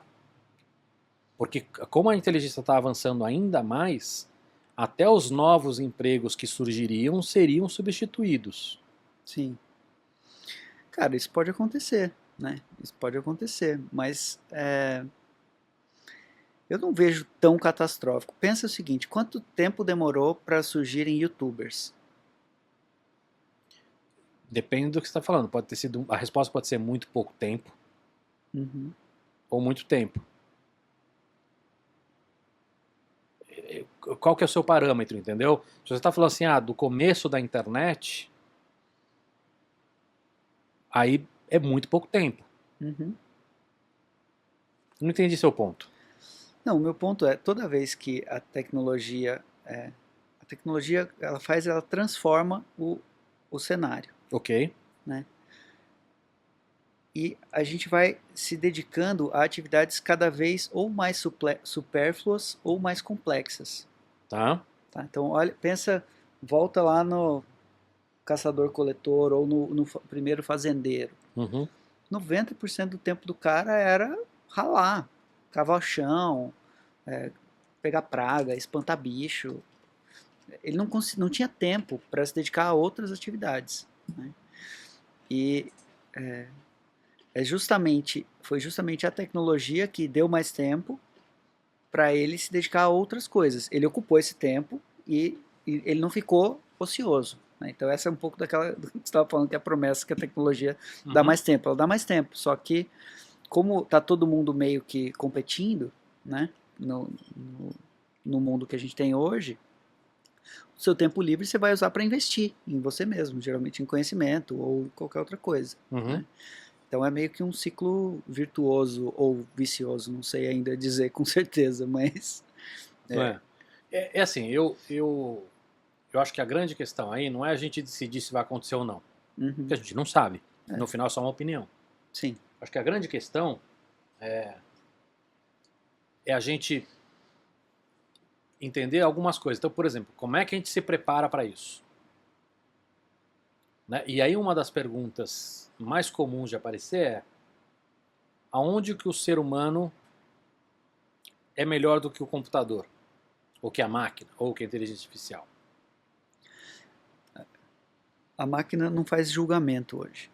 E é por isso que eu acho que a gente precisa. Ela faz. Você está falando do Terminator? Não, mas você tem só... Tudo bem, eu tô te sacaneando aqui, mas você tem hoje, inclusive casos conhecidos de viés Uhum, de sistema de inteligência artificial ajudando juízes a tomar decisão. sim. Né? Ajudando ou não, né? Também questionável. Ah, não, sim, mas digo, ajudando, às vezes com viés, ou seja, fazendo Uhum. escolhas erradas, mas de certa forma, explica melhor o que é não fazer julgamento. Porque quando você fala, a palavra é muito genérica, ela pode dar entendimento errado. Sim. O que eu estou dizendo ela não. Como ela trabalha com correlação e não com causa, o Uhum. modelo dela ele tem mais dificuldade em falar de mundos que podem acontecer. Ou de. Entendeu? Coisas que. Ver o que vai. Como que as coisas se desenrolam se você tomar aquela decisão. Tá? Então, eu acho que por um bom tempo ainda, pelo menos com a tecnologia atual, as pessoas que têm que pensar em causas e tomar uma decisão comprando um risco razoavelmente Uhum. controlado vão ser úteis. Tá? Outra coisa que vai ser útil é tudo que demanda contato humano. Uma enfermeira, uma fisioterapeuta, Uhum. Cara, as máquinas ainda são muito toscas, os robôs são. Enfim. Quem vai se dar bem com isso é o Focas, que adora um contato humano. Vai ser o paraíso na Terra. Você tinha falado sobre, né, essas decisões. Quando essa discussão acontece, uma das coisas que eu li que é muito interessante é decisões de curto prazo. Por exemplo, tem que tomar uma decisão em 1 segundo, Compra ou vende alguma ação agora. deixa para a máquina. Uhum. Decisões de longo prazo, o que uma empresa vai fazer nos próximos 5 anos? Uhum. Ou qual a decisão de carreira que eu vou tomar, etc e tal. Deixa para os humanos. Eu acho que isso é uma maneira legal de dizer onde que a máquina é melhor ou pior do que o ser humano. No estado atual. Agora, tem outras coisas também, né? Depois a gente vai falar de AI forte e tudo, mas Uhum. hoje a AI é muito específica para uma tarefa. Ainda Sim. que você tenha inteligências artificiais que já fazem 3 e 4, mas ainda assim é muito restrito, né? Uhum. Você juntar uma área com a outra, que tem a ver também com criatividade, é uma coisa que o humano é mais forte. Sem dúvida. E o próprio aprendizado, cara, a gente fala assim, a máquina aprende, faz coisas incríveis, mas ela precisa de dezenas de milhares de exemplos. Uhum. Uma pessoa que sabe fazer uma coisa, sei lá, vamos supor, você comprou um modelo novo do carro que ele tem um botão novo. Alguém vai te falar, ó, esse botão serve para isso. Você fala, legal, acabou. Você não teve que ficar apertando o botão milhares de vezes e vendo o que ele fazia, se estava certo ou não dava. E Entendeu? milhares de situações e milhares de É. tudo. Eu acho que essa questão do aprendizado tem coisas que a gente aprende muito rápido e a gente consegue transpor o aprendizado muito rápido. Tem alguns modelos mais novos que estão fazendo coisas assustadoras, né? Você olha para o GPT-3, por exemplo, que é aquele modelo de linguagem gigantesco da OpenAI, ele foi treinado para fazer uma coisa, mas ele é útil para várias outras coisas. Porque essa coisa que ele foi treinado, na verdade, não sei se é a expressão correta que eu vou usar, mas é entender a linguagem. Então ele funciona muito mais como uma interface do que outra coisa. Então, e aí tem uma discussão interessante. Ele é entender a linguagem ou representar a linguagem? São coisas diferentes. Perfeito. O que você está falando é, talvez ele não entenda o que ele está fazendo, ele é só burro de achar qual que é o melhor Lé com Cré, é isso? Representação é o termo genérico, né? Mas a gente pode pensar em memorização também. Então, assim, será que ela decorou todas as frases que ele viu na internet e por isso parece que ele está criando coisa nova, quando eu começo a escrever uma frase ele completa, ou ele está simplesmente filtrando dentre as todas que ele viu, quais que aparecem com mais frequência e está colocando. Né? Essa é uma discussão que está em andamento ainda na academia. Mas parece que ele entendeu. Parece pra caramba. Muito. Mas é porque ele viu tipo, a internet inteira. Né? Então, eu quero entrar nisso também, mas assim, o que eu acho que é muito poderoso nessa história, eu falei de interface, que é o seguinte, os exemplos que a gente vê desses caras, os que eu achei mais legal era de interface. Era assim, eu tenho um software que desenha protótipo, e no lugar de eu ter que ir lá e usar as ferramentas e desenhar, etc e tal, eu vou lá e falo, faço uma caixinha, não sei o que, igual o Instagram, sei lá. E ele vai lá e desenha para mim. Então, ele entendeu o que eu tinha pedido numa linguagem coloquial e ele soube fazer essa interface de tradução para a ferramenta poder entregar o que eu queria. E por isso que você fala que ele serve para um monte de coisa, porque isso serviria nesse exemplo, mas serviria para um monte de outras coisas. Na verdade, quando você fala entendeu, é uma projeção, né, Sim. sua. Assim, na verdade, a gente não sabe se ele entendeu ou não. Ele ou entendeu. Ele entendeu. Você tá com medo. Tinha um amigo nosso que trabalhava lá na Kunumi que era muito engraçado. Sempre que tinha um avanço grande assim, ele virava e falava assim, gente, tira da tomada enquanto dá tempo. Isso que eu ia te perguntar. O Elon Musk defendia uma moratória. A gente teve agora um caso, mais um caso, não vou lembrar agora, mas eu li semana passada, mais um caso de morte que quem decidiu foi uma IA. Uma arma autônoma que decidiu matar alguém. Não vou lembrar agora A Rússia tá com tudo nisso. Tem um monte de gente assim. Israel já tem míssil que sai, navega e já cai escolhido por uma máquina, né? Então, mas ele defendia uma moratória de maneira geral. Ele era muito pessimista em relação ao IA.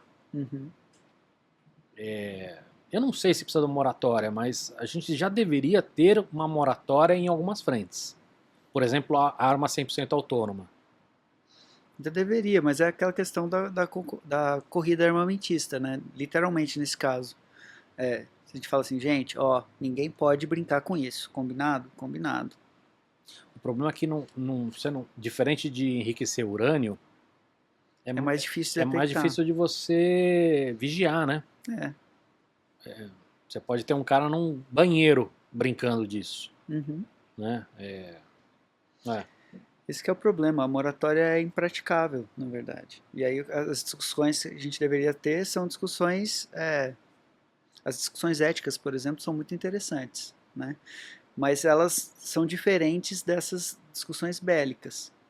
Elas são um pouco mais sutis, a opinião pública tem mais peso, e aí essas eu acho que a gente vai conseguir interferir mais. Agora, nessas questão armamentista, eu também tenho pouca esperança que alguém vai respeitar a moratória. Vamos falar disso. Dentro dessa história de ética e de moral, a gente tem o bias, que a gente já falou, né? Então a ferramenta usa dados viciados, porque a sociedade é viciada, né? Então para dar exemplos até que não são... Que normalmente quando a gente fala disso, a gente pensa em etnia, em gênero, né? Mas assim, até antes disso, a gente tá falando do carro lá, do Elon Musk, ele aprende a dirigir na Califórnia, mas talvez ele não seja bom para dirigir na Sibéria, Uhum. porque tem muito mais neve do que tem nos Estados Unidos. O ângulo da luz é diferente. O ângulo da luz é Pode ser diferente. que já zoe tudo. E teve inclusive um caso de acidente deles lá, que se eu não me engano, ele identificou alguma coisa como, não sei se foi o sol que ele identificou como um farol, teve alguma coisa assim. Mas ele também não entenderia o Brasil, ou seja, então o viés ele pode ser coisas assim, não tão polêmicas Uhum. ou complexas falando da sociedade, Uhum. mas os mais graves são obviamente de preconceito, de etnia, de gênero, etc e tal. Então, bias é uma questão ética. Sim. O que mais tem? Cara, tem o uso mesmo que você dá, né? Uma vez que você tem um modelo preditivo, como você vai usar? Por exemplo, eu sou uma escola, tá? E eu quero fazer um modelo preditivo da nota dos meus alunos. Eu já sei que um determinado aluno não vai passar. O que eu faço com essa informação? Se o uso que eu dou não, eu vou focar os meus, sei lá, vou falar para os professores, olha, esse precisam de mais atenção. É um uso legal. Agora, se eu vou falar assim, cara, esquece esses caras, foca nos que já são melhores, porque a gente vai ter que, enfim, melhorar a nota da escola, qualquer coisa assim. Esse é um uso que não é legal, né? Então, acho que a discussão, tem uma discussão riquíssima dentro da tecnologia, mas tem várias outras discussões que transcendem a tecnologia, né? Isso que você estava falando do viés, né? Ou do uso de modelos para dizer quem tem mais chance de ser criminoso ou não, né? Tem um livro muito legal que chama Weapons of Math Destruction, math de matemática, né? E aí a autora, que eu esqueci o nome agora, ela fala sobre isso, né? O simples fato de você ter um modelo preditivo, imagina que é um modelo preditivo de crime, tá? Então eu vou plotar em cima do mapa, igual eu vi recentemente o governo brasileiro mostrando essa ferramenta.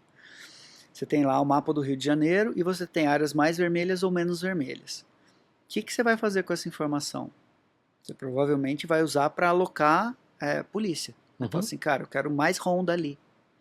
Você procurar mais, você vai achar mais. E aí o modelo vai falar, legal, estou acertando, né? Mas o que é isso, na verdade, né?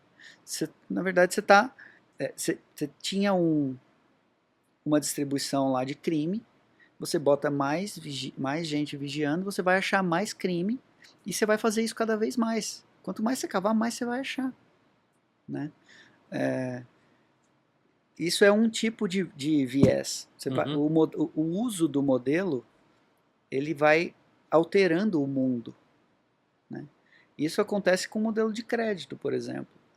A gente estava discutindo com o banco e foi uma discussão super divertida entre aspas, porque eu estava tentando explicar eu e o time todo estava tentando explicar para o presidente do banco por que a gente precisava ceder uma parte do crédito aleatoriamente. Imagina a cara de alegria que ele fez quando estava explicando isso. Mas se você não faz isso... Esses moleques. Exato. Esses moleques. Se você não faz isso, você deixa de comprar informação do mercado. Você só vai estar dando crédito para quem você já deu historicamente. E o mercado pode ter mudado, né? Que é a história do viés, né? Que a gente está falando, só que não é o viés de etnia é o viés dos dados mesmo, né? Uhum. E tem um monte de casos assim, né? De histórias de... Eu vi tem um até que é caricato de um sistema de... Você mandar foto, ele checava se a sua foto estava ok ou não. E aí tinha um oriental que não conseguia fazer o passaporte porque a ferramenta dizia que ele estava com o olho fechado. Pois é. Né? Assim, é caricato, mas é isso, assim, porque não foi treinado com orientais. Né? Então é um viés que não foi por preconceito, mas acaba sendo, né? Porque você não tem diversidade em quem está levantando os dados ou quem está alimentando os dados. Exato.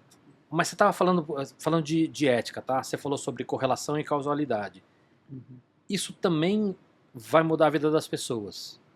Você falou de crédito, mas não precisa ir longe. O seu seguro de vida, o seu convênio saúde, o teu seguro do carro. Uhum. Eu vou passar lá na minha base e eu vou identificar que o seu seguro tinha que ser mais caro. Uhum. Mas de repente porque tem um dado ali, que eu não sei se é causa ou consequência, né? Ou se essa correlação faz sentido ou não, Uhum. mas que ninguém se preocupou em falar se tem sentido ou não. Ah, tá ali, é só o preço do seguro do carro, ninguém vai reclamar disso e mais, ninguém nem vai ter como reclamar disso. Enquanto você não tiver uma legislação que obrigue a empresa a explicar a IA dela. Exato. Essa é uma outra questão, né? Porque assim, eu enquanto consumidor gostaria de saber, sei lá, se eu tive meu crédito negado, eu quero saber por quê. Mas é mais sutil do que isso, ô Maurício, porque o teu crédito não foi negado, nem o meu. Mas eu tenho uma taxa muito melhor que a tua. Primeiro que Sim. você nem sabe qual é a taxa, mas mesmo que a gente seja amigo, e eu falar pra você, a minha taxa foi X melhor que a sua, são tantas coisas, entendeu? Sim. Que Não, e tem o outro extremo, né? Imagina assim, se eu sou uma seguradora e eu tenho um modelo de predição de sinistro muito bom, por que eu vou vender crédito para quem vai me dar problema? Né? No outro extremo é isso. E aí, como que a gente faz? Né? A gente, em alguma medida, vai ter que ter salvaguardas sociais para aferir ou auditar os modelos. entendi. Dentro da história de ética, centralização de controle e liberdade. Nossa. Tá mais fácil, né? Você tá olhando o copo meio cheio, você vai sair daqui. Cara, é só você olhar para a China, velho. Então. Assim, a China tá assim, assustador o aplicativo, né? E no fundo, a moeda corrente lá é lealdade ao regime, Perfeito. né? Eu gosto de olhar para a China porque a China ela é mais transparente nesse sentido. Eles são mais transparentes, ainda que a transparência a gente não goste de Sim, a gente não enxergá-la. gosta do que a gente vê, mas a gente consegue ver. Mas, por outro lado, eles estão fazendo muita coisa legal e muita coisa certa também, né? De investimento, até coisas de antitrust, enfim. Mas eu não quero entrar nessa história. Mas sobre controle, isso está trazendo para outros países também, né? Cara, Não tem ninguém igual à China, mas isso está começando a vir para outros países. lembra no começo da pandemia que tudo era desculpa para botar mais um aplicativo para falar onde você está, o que você está fazendo, com quem você está encontrando. É isso que eu tô não sei o falando. quê. E você tem não sei se agora foram cidades ou estados no Brasil, se não me engano foram cidades, algumas cidades usaram bases de dados de aplicativos para identificar onde você estava sem você saber. Cadê a LGPD? Pois é, mas sabe o que é o mais maluco? É uma sutilidade, porque quando você usou aquele joguinho, você deu ok. Mas às vezes você ignorou. Mas não para aquele uso. Isso, esse é o ponto. Mas Porque você acha que você deu ok, porque você acha que você vai receber um banner de um restaurante local. Não que depois aquela empresa vai vender seu dado para uma prefeitura para saber onde você está. em teoria, a LGPD demanda isso, né? Eu dou o Olhando meu o copo dado meio cheio. para eu dou meu dado para esse fim específico, né? Acho que cabem questionamentos legais até, inclusive, Sim, nesse exemplo. é que tem muito buraco. Tem muito, mas Tem muito buraco e ela na lei ela já abre muitas possibilidades de ser explorado, que enfim. Assim, Vai depender de jurisprudência, que é outro problema no Brasil. a Enfim. implementação atual da LGPD é praticamente pro forma.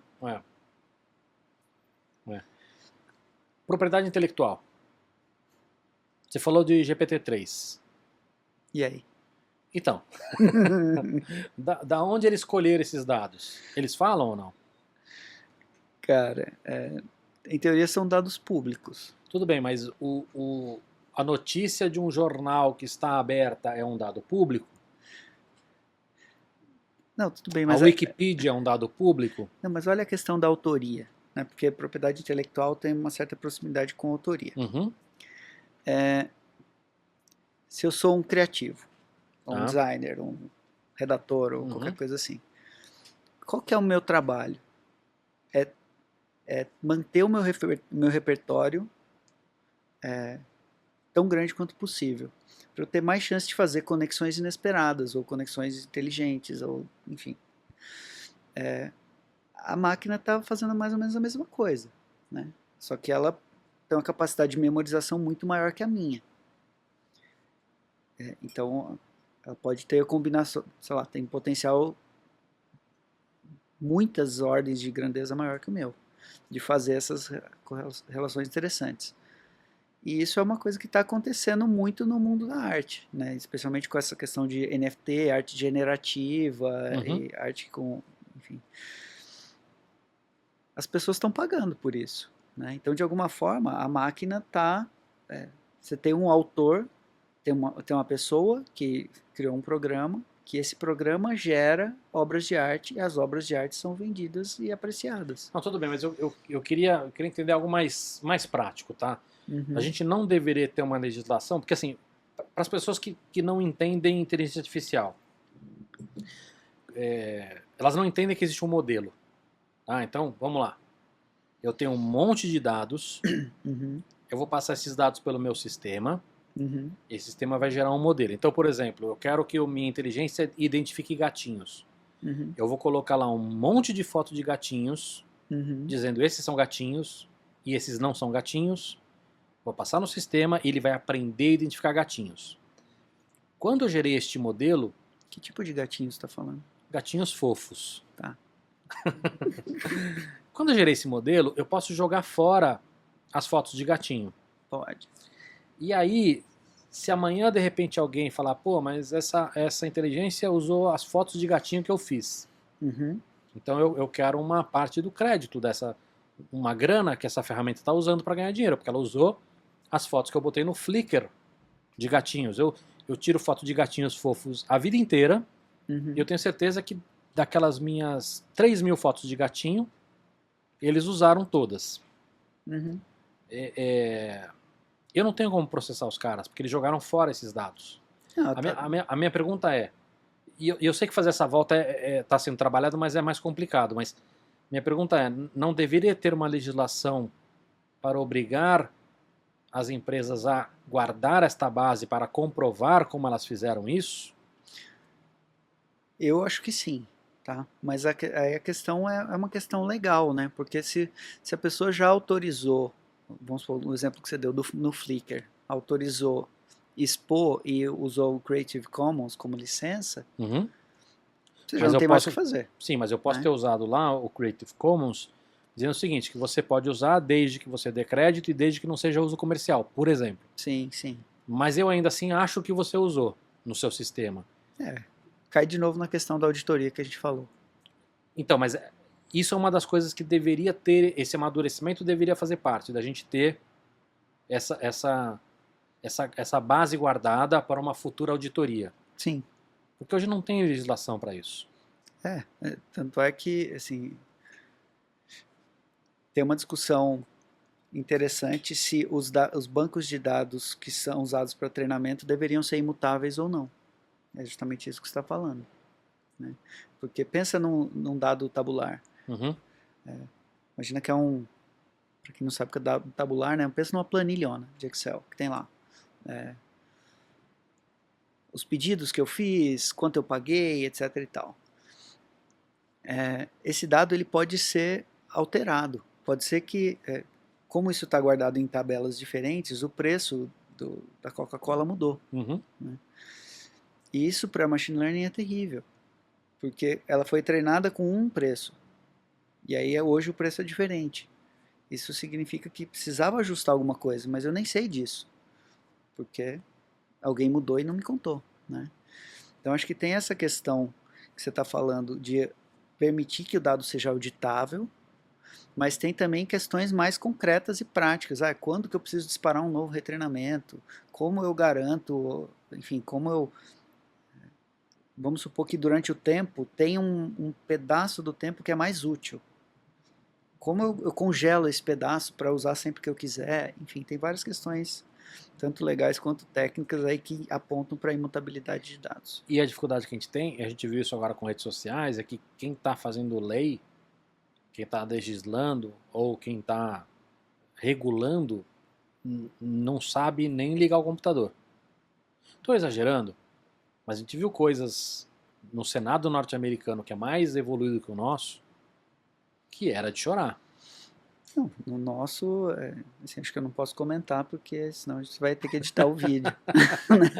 Não, mas o ponto é difícil ter uma expectativa boa, né? Porque precisa ter um entendimento sobre isso. E que esses caras não estão longe de ter coisas de entendimento mais básicos ainda de tecnologia. De não entender como a internet funciona, de não entender como a rede social funciona. Então, quando a gente entra em falar sobre inteligência artificial, Aí você tem os dois extremos, né? Você tem o cara que acha que vai vir o Terminator e você tem o cara que vamos falar acho que não serve para nada. Vamos falar disso. Inteligência artificial forte, né? Vai chegar ou não? Você acredita que a gente vai ter? Eu acredito, eu acho que não tem nenhuma limitação. Se Como vai é que a gente demorar chama? Como é que 100 fala em anos, português? Genérica, generalista? Qual que seria o é de uso geral. de uso geral? É. Vai chegar, você acredita? Isso é o... Eu acho que vai chegar. Eu não sei se vai chegar em 10 anos, 30 anos, 100 anos ou 1000 anos, mas eu acho que vai chegar. Seu chute seria o quê? Meu chute, vamos, sei lá. Você nunca 50, pensou nisso? 100 anos. Eu penso, mas toda vez que tem uma novidade eu tenho que atualizar isso. Eu não fico atualizando essa predição toda semana, entendeu? Tem mais o que fazer. Você não vai estar vivo? Eu Quando acho você que falou 50 anos? é 50 a 100 anos. Talvez você esteja vivo ainda. Legal. Computador quântico vai ter impacto? Gigantesco. Gigantesco. Para algumas aplicações. Então, vamos falar rapidinho do computador quântico. Rapidinho. Vai ser fácil. Não, a última vez que eu tentei me atualizar com isso, o computador quântico estava conseguindo fatorar o número 17. Né? Não é uma coisa incrível, uma criança consegue fazer. Mas o que... Criança legal essa, hein? É das nossas, cara, é nerd. Só que eu entrevistei um cara para outro podcast sobre isso, muito legal, né? E não foi pro ar esse... Pô. Tentar trazer alguém aqui nesse... O que eu acho que é importante a gente saber é o seguinte. Imagina que você pode fazer um computador quântico com um divisor de... beam splitter, não sei como fala em português, é um divisor de feixe, sei lá. Então é um cristal, é um prisma que você joga um laser e metade sai para um lado, metade sai para o outro. Né? E você pode ir encadeando esses caras. Então você faz tipo uma pirâmide com esses beam splitters. Então cada camada nova que você coloca, você aumenta uma quantidade pequena no tanto que a luz tem que viajar. Ok. Né? Então o crescimento do custo computacional, ou seja, o tempo que a luz demora para passar por todos, ele cresce linearmente. Mas a quantidade de informação que a complexidade da resposta que você pode dar, ela cresce exponencialmente. Então, como é uma pirâmide, você está sempre dobrando isso. Né? Isso, em teoria, resolve o problema que a gente tentou resolver lá no AlphaGo, que a árvore crescia muito rápido. Né? Então, o dia que a gente tiver um computador quântico com memória suficiente, a gente vai poder testar todos os caminhos, todas as possibilidades. E aí você não precisa de um modelo preditivo mais. Tá? Para mim, esse é o maior impacto que ele vai ter. Quando isso vai acontecer, não sei. Tem gente que fala, o cérebro humano faz tudo que ele consegue fazer porque ele é quântico. Cara, o copo é quântico, o microfone é quântico. O coach é quântico. O coach especialmente. Né? Então, assim, tudo é quântico, mas nem sempre as vantagens dos fenômenos quânticos que a gente está falando, entanglement, tunelamento, todas essas coisas não acontecem no mundo macroscópico. Né? Então eu não sei. Tem uma das teorias mais usadas de tunelamento de um brasileiro. Ah, é? Não vou lembrar o nome do cara agora. Mas é de um brasileiro. Pô, muito legal. Mas a minha dúvida é o seguinte, eu entendo que nós teremos muito mais velocidade, Uhum, mas uma coisa é você ter o hardware, uhum. outra coisa é você ter o software. Depende. Software de computador quântico para IA. É outro caminho que a gente vai ter que percorrer. Hoje, como que isso acontece? Você escreve um programa e um computador tradicional faz a força bruta. Ele tenta todas as possibilidades ou faz todas as contas que o computador quântico faria de forma muito mais eficiente. Ele faz na força bruta. Uhum. Mas isso que você está falando de serem coisas sequenciais não vai acontecer. Elas estão acontecendo em paralelo. Quando o hardware chegar lá, a gente já tem uma camada bem avançada para conectar. Entendi. Muito bem. Focas, tem dúvidas ou não? Eu tenho sim, na verdade eu queria saber, especialmente quando você tem uma inteligência artificial como a GPT-3, se como é que você faz para fidar essas informações para ela? Eles liberam ela para rodar a internet praticamente, ou eles têm uma certa curadoria do conteúdo que vai para dentro dela? Isso tem que ser downloadado, organizado, e depois a inteligência artificial lê tudo isso, ou eles deixam ela basicamente percorrer a internet em busca de textos para aprender melhor linguagem? Olha, eu não vou saber te dizer exatamente como eles fizeram. Tá? O que eu posso dizer é que esse dado foi coletado de alguma maneira Tá. e ele foi processado. Por quê? Geralmente, como você tem que fazer muitas contas, você usa uma placa de vídeo, né? Perfeito. Como se fosse uma GTX, GPU, tá. alguma coisa assim. Porque ela consegue fazer cálculos matriciais. Então, o que é isso? Em vez de você fazer uma sequência de contas, você faz isso em paralelo. Você vai ter várias... pensa no Excel, né? Tá. Cada célula do Excel é como se tivesse uma continha. Então, em vez de você passar célula a célula, fazendo uma conta, depois a outra, depois a outra, depois a outra, se você consegue encaixar isso na placa de vídeo, você já vai encaixar tudo de uma vez, e a resposta vai sair de uma vez só. Né? Perfeito. Então, o tempo de coleta dessa informação provavelmente é muito mais lento do que o tempo de processamento. Então, eu acho que eles coletaram um monte, ou fizeram pacotes grandes, depois foram processando. Mas acho que a dúvida dele tem mais a ver com se é um aprendizado supervisionado ou não. O que ele quer dizer assim, uma coisa é não supervisionado. É não supervisionado, ou seja, eu coletei toda aquela informação e botei no sistema para rodar. Porque não dá para você fazer uma curadoria, dizer assim, isso aqui é isso aqui é aquilo. Acho que vale a pena a gente deixar claro isso, né? Quando você dá o exemplo do gatinho, então eu tinha um monte de fotos. Tinha foto de gato e foto de não gato. Certo. Então eu falei, isso é gato, isso não é gato. Isso é gato, isso não é gato. Então eu estou botando um rótulo, né, nessas coisas. Certo. Isso é o supervisionado. Agora, o não supervisionado é assim, tem esse monte de coisa aqui. Aprende a resumir, aprende a representar. Sim. Né? Então, sei lá, para fazer um cluster, por exemplo, para fazer um... Né, separa em grupos, é uma coisa. Exato. Outra coisa é identifica gatinho, você tem que dizer... e aí, nesse caso, o GPT-3 é isso. Tem esse monte de texto aqui. Aprende a representar isso. Entendi. Muitíssimo obrigado. Agradeço. Mais dúvidas, Focas? Não, na verdade, eu também queria saber se a GPT-3 ainda é a inteligência artificial com mais número de parâmetros hoje, mas deve ser ainda, né? Cara, é difícil a gente afirmar porque eu não sei o que tá acontecendo. Não, mas já tem, em relação a isso, nessa mesma linha, você já tem a própria Microsoft, acho que já bateu esse recorde, acho. É exponencial, né? Então ele já, a GPT-3 já foi um absurdo, perto da 2, mas acho que e perto da última da Microsoft, mas a próxima já tem, isso já está sendo batido toda hora. Vou pesquisar com mais. E a gente não sabe o que está acontecendo dentro da DARPA, por exemplo, ou dentro dos caras que estão de fato na corrida armamentista. Então, sabe, né? Essas imagens de nave de UFO, de. Tudo de lá. Pode ser. Tudo de lá. Mas o que é interessante sobre o GPT-3 é que tem umas estimativas, eles não divulgaram oficialmente esse valor, mas a estimativa é que se você fosse contratar tempo de máquina em cloud para refazer esse treinamento, você ia gastar tipo, $12 milhões só com custo de máquina.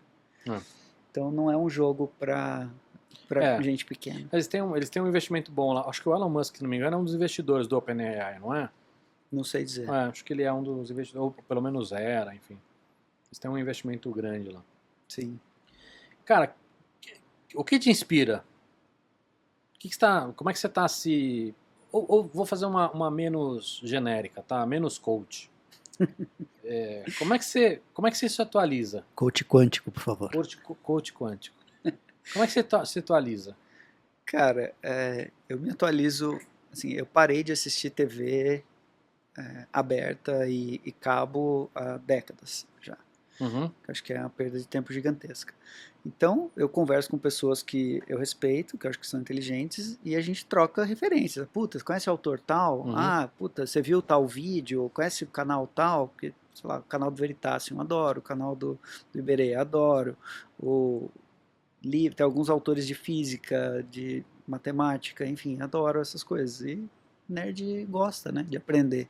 sim. Então eu acabo aprendendo muito Mas estudando. você citou muito YouTube e você falou livros. Uhum. São as principais fontes hoje ou não? E pessoas, né? Você falou também muito de contatos. Pessoas são, assim, se Eu você estava quer... conversando com o Iberê aqui, eu estava comentando com ele que assim, uma das coisas que eu acho que mais me anima hoje em dia é isso, que é a rede de contato que eu acabei fazendo, de poder ter gente legal para conversar e... Cara, querendo ou não, isso é um filtro muito poderoso. Porque a quantidade de informação que o mundo está gerando é ridícula. Se você consegue essa rede de amigos, de pessoas que você confia para determinados assuntos, isso é uma forma de filtrar isso, né? Uhum, Então, sei lá, quando a gente estava falando de Bitcoin, o que você fez? Eu falei, olha, cara, que legal esse livro. Alguém tinha me indicado, era uma pessoa de confiança, e você foi perguntar para a sua pessoa de confiança, uhum. né? Então, acho que é super importante essa questão enfim, de você ter relacionamentos, enfim, pessoas que você confia e É, respeita. é. Quem te inspira, vai? Quem? Uma pessoa pública, assim? Não, sei lá, me fala um livro que você está lendo ou uma pessoa, não importa. Cara, eu sou fãzaço do Feynman, né, o físico, Claro. e recentemente eu descobri o Carlo Rovelli. Para mim é um outro físico maravilhoso, assim. Ele trabalha com gravitação quântica Uhum, e, enfim, é aquela história, né, da teoria uhum, unificada e que, para quem não sabe, a física quântica é a teoria científica de mais sucesso preditivo até hoje. A gente não sabe explicar por que funciona, mas é a que mais funciona, uhum. né? E aí do outro lado, você pensando nas coisas muito pequenas, né? Quando você olha para as coisas muito grandes, você tem a relatividade do Einstein, né? Só que essas coisas não conversam ainda, especialmente por causa da gravidade. Sim. E o Rovelli, ele trabalha justamente em tentar conciliar essas duas teorias, ou grandes teorias. Só que ele escreve de um jeito muito legal e muito raro, assim. Ele é um autor italiano, então ele é bem poético e lembra dos gregos e das coisas e tal, mas ele é muito claro ao mesmo tempo. Então não é aquela papo de coach, né? Uhum, Esse também não é um papo técnico chato. entendi. Aquele israelense, Judea Pearl, Judea Pearl é Judeia incrível. que fala? Eu acho que é, também não Uhum. sei. Cara, todo esse papo de causalidade que a gente teve é inspirado por ele. Né? Assim, um outro amigo, um grande amigo, indicou, falou, cara, Uhum. lê esse livro, The Book of Why, que é a versão mais popular da teoria dele. Ele que criou grafos causais, do operator, são ferramentas matemáticas para você tentar olhar para dados observacionais e fazer inferências causais. Né? Uhum. Então, assim, é muito legal. O cara do gato lá, Schrödinger, eu não vou saber falar o nome dele. Schrödinger, sei lá, também não sei. Schrödinger. Schrödinger. Tem coisa boa dele ou não? Cara, ele é um autor mais antigo, né? Mas o Rovelli cita, nesse último livro dele, que é como que chama mesmo o nome da ilha? Você zoou que era Legoland, é Helgoland. Legoland. Total Legoland. Mas é Helgoland, né? Esse que é o que eu estava falando, que ele escreve de um jeito muito legal. Então ele dá o contexto histórico, ele fala das pessoas, conta das rixas entre os pesquisadores, que a gente acha que é uma academia, aquela coisa organizadinha, que nada, é mó treta. Muito bom. Focas, tem uma última pergunta aí ou não? Não, na verdade eu queria mais agradecer mesmo, que o papo tá muito interessante para mim, que gosto muito desse assunto. Estou muito feliz hoje. Legal. Cara, adorei o papo, espero que você tenha gostado, principalmente da Adorei comida. Agora a gente terminando, agora a gente vai devorar o que faltou.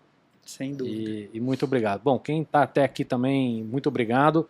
Mais uma vez, eu e o Focas esquecemos de pedir likes e compartilhamentos. Tô pedindo agora no final, mas Agora chega que não tem, café. agora que não tem mais ninguém. Nós vamos tomar um café também agora. Mas é isso, cara. Muito obrigado. Eu que Focas, agradeço, Carl. muito obrigado você também. Eu que agradeço, pessoal. Obrigado. Até a próxima. Uma ótima noite.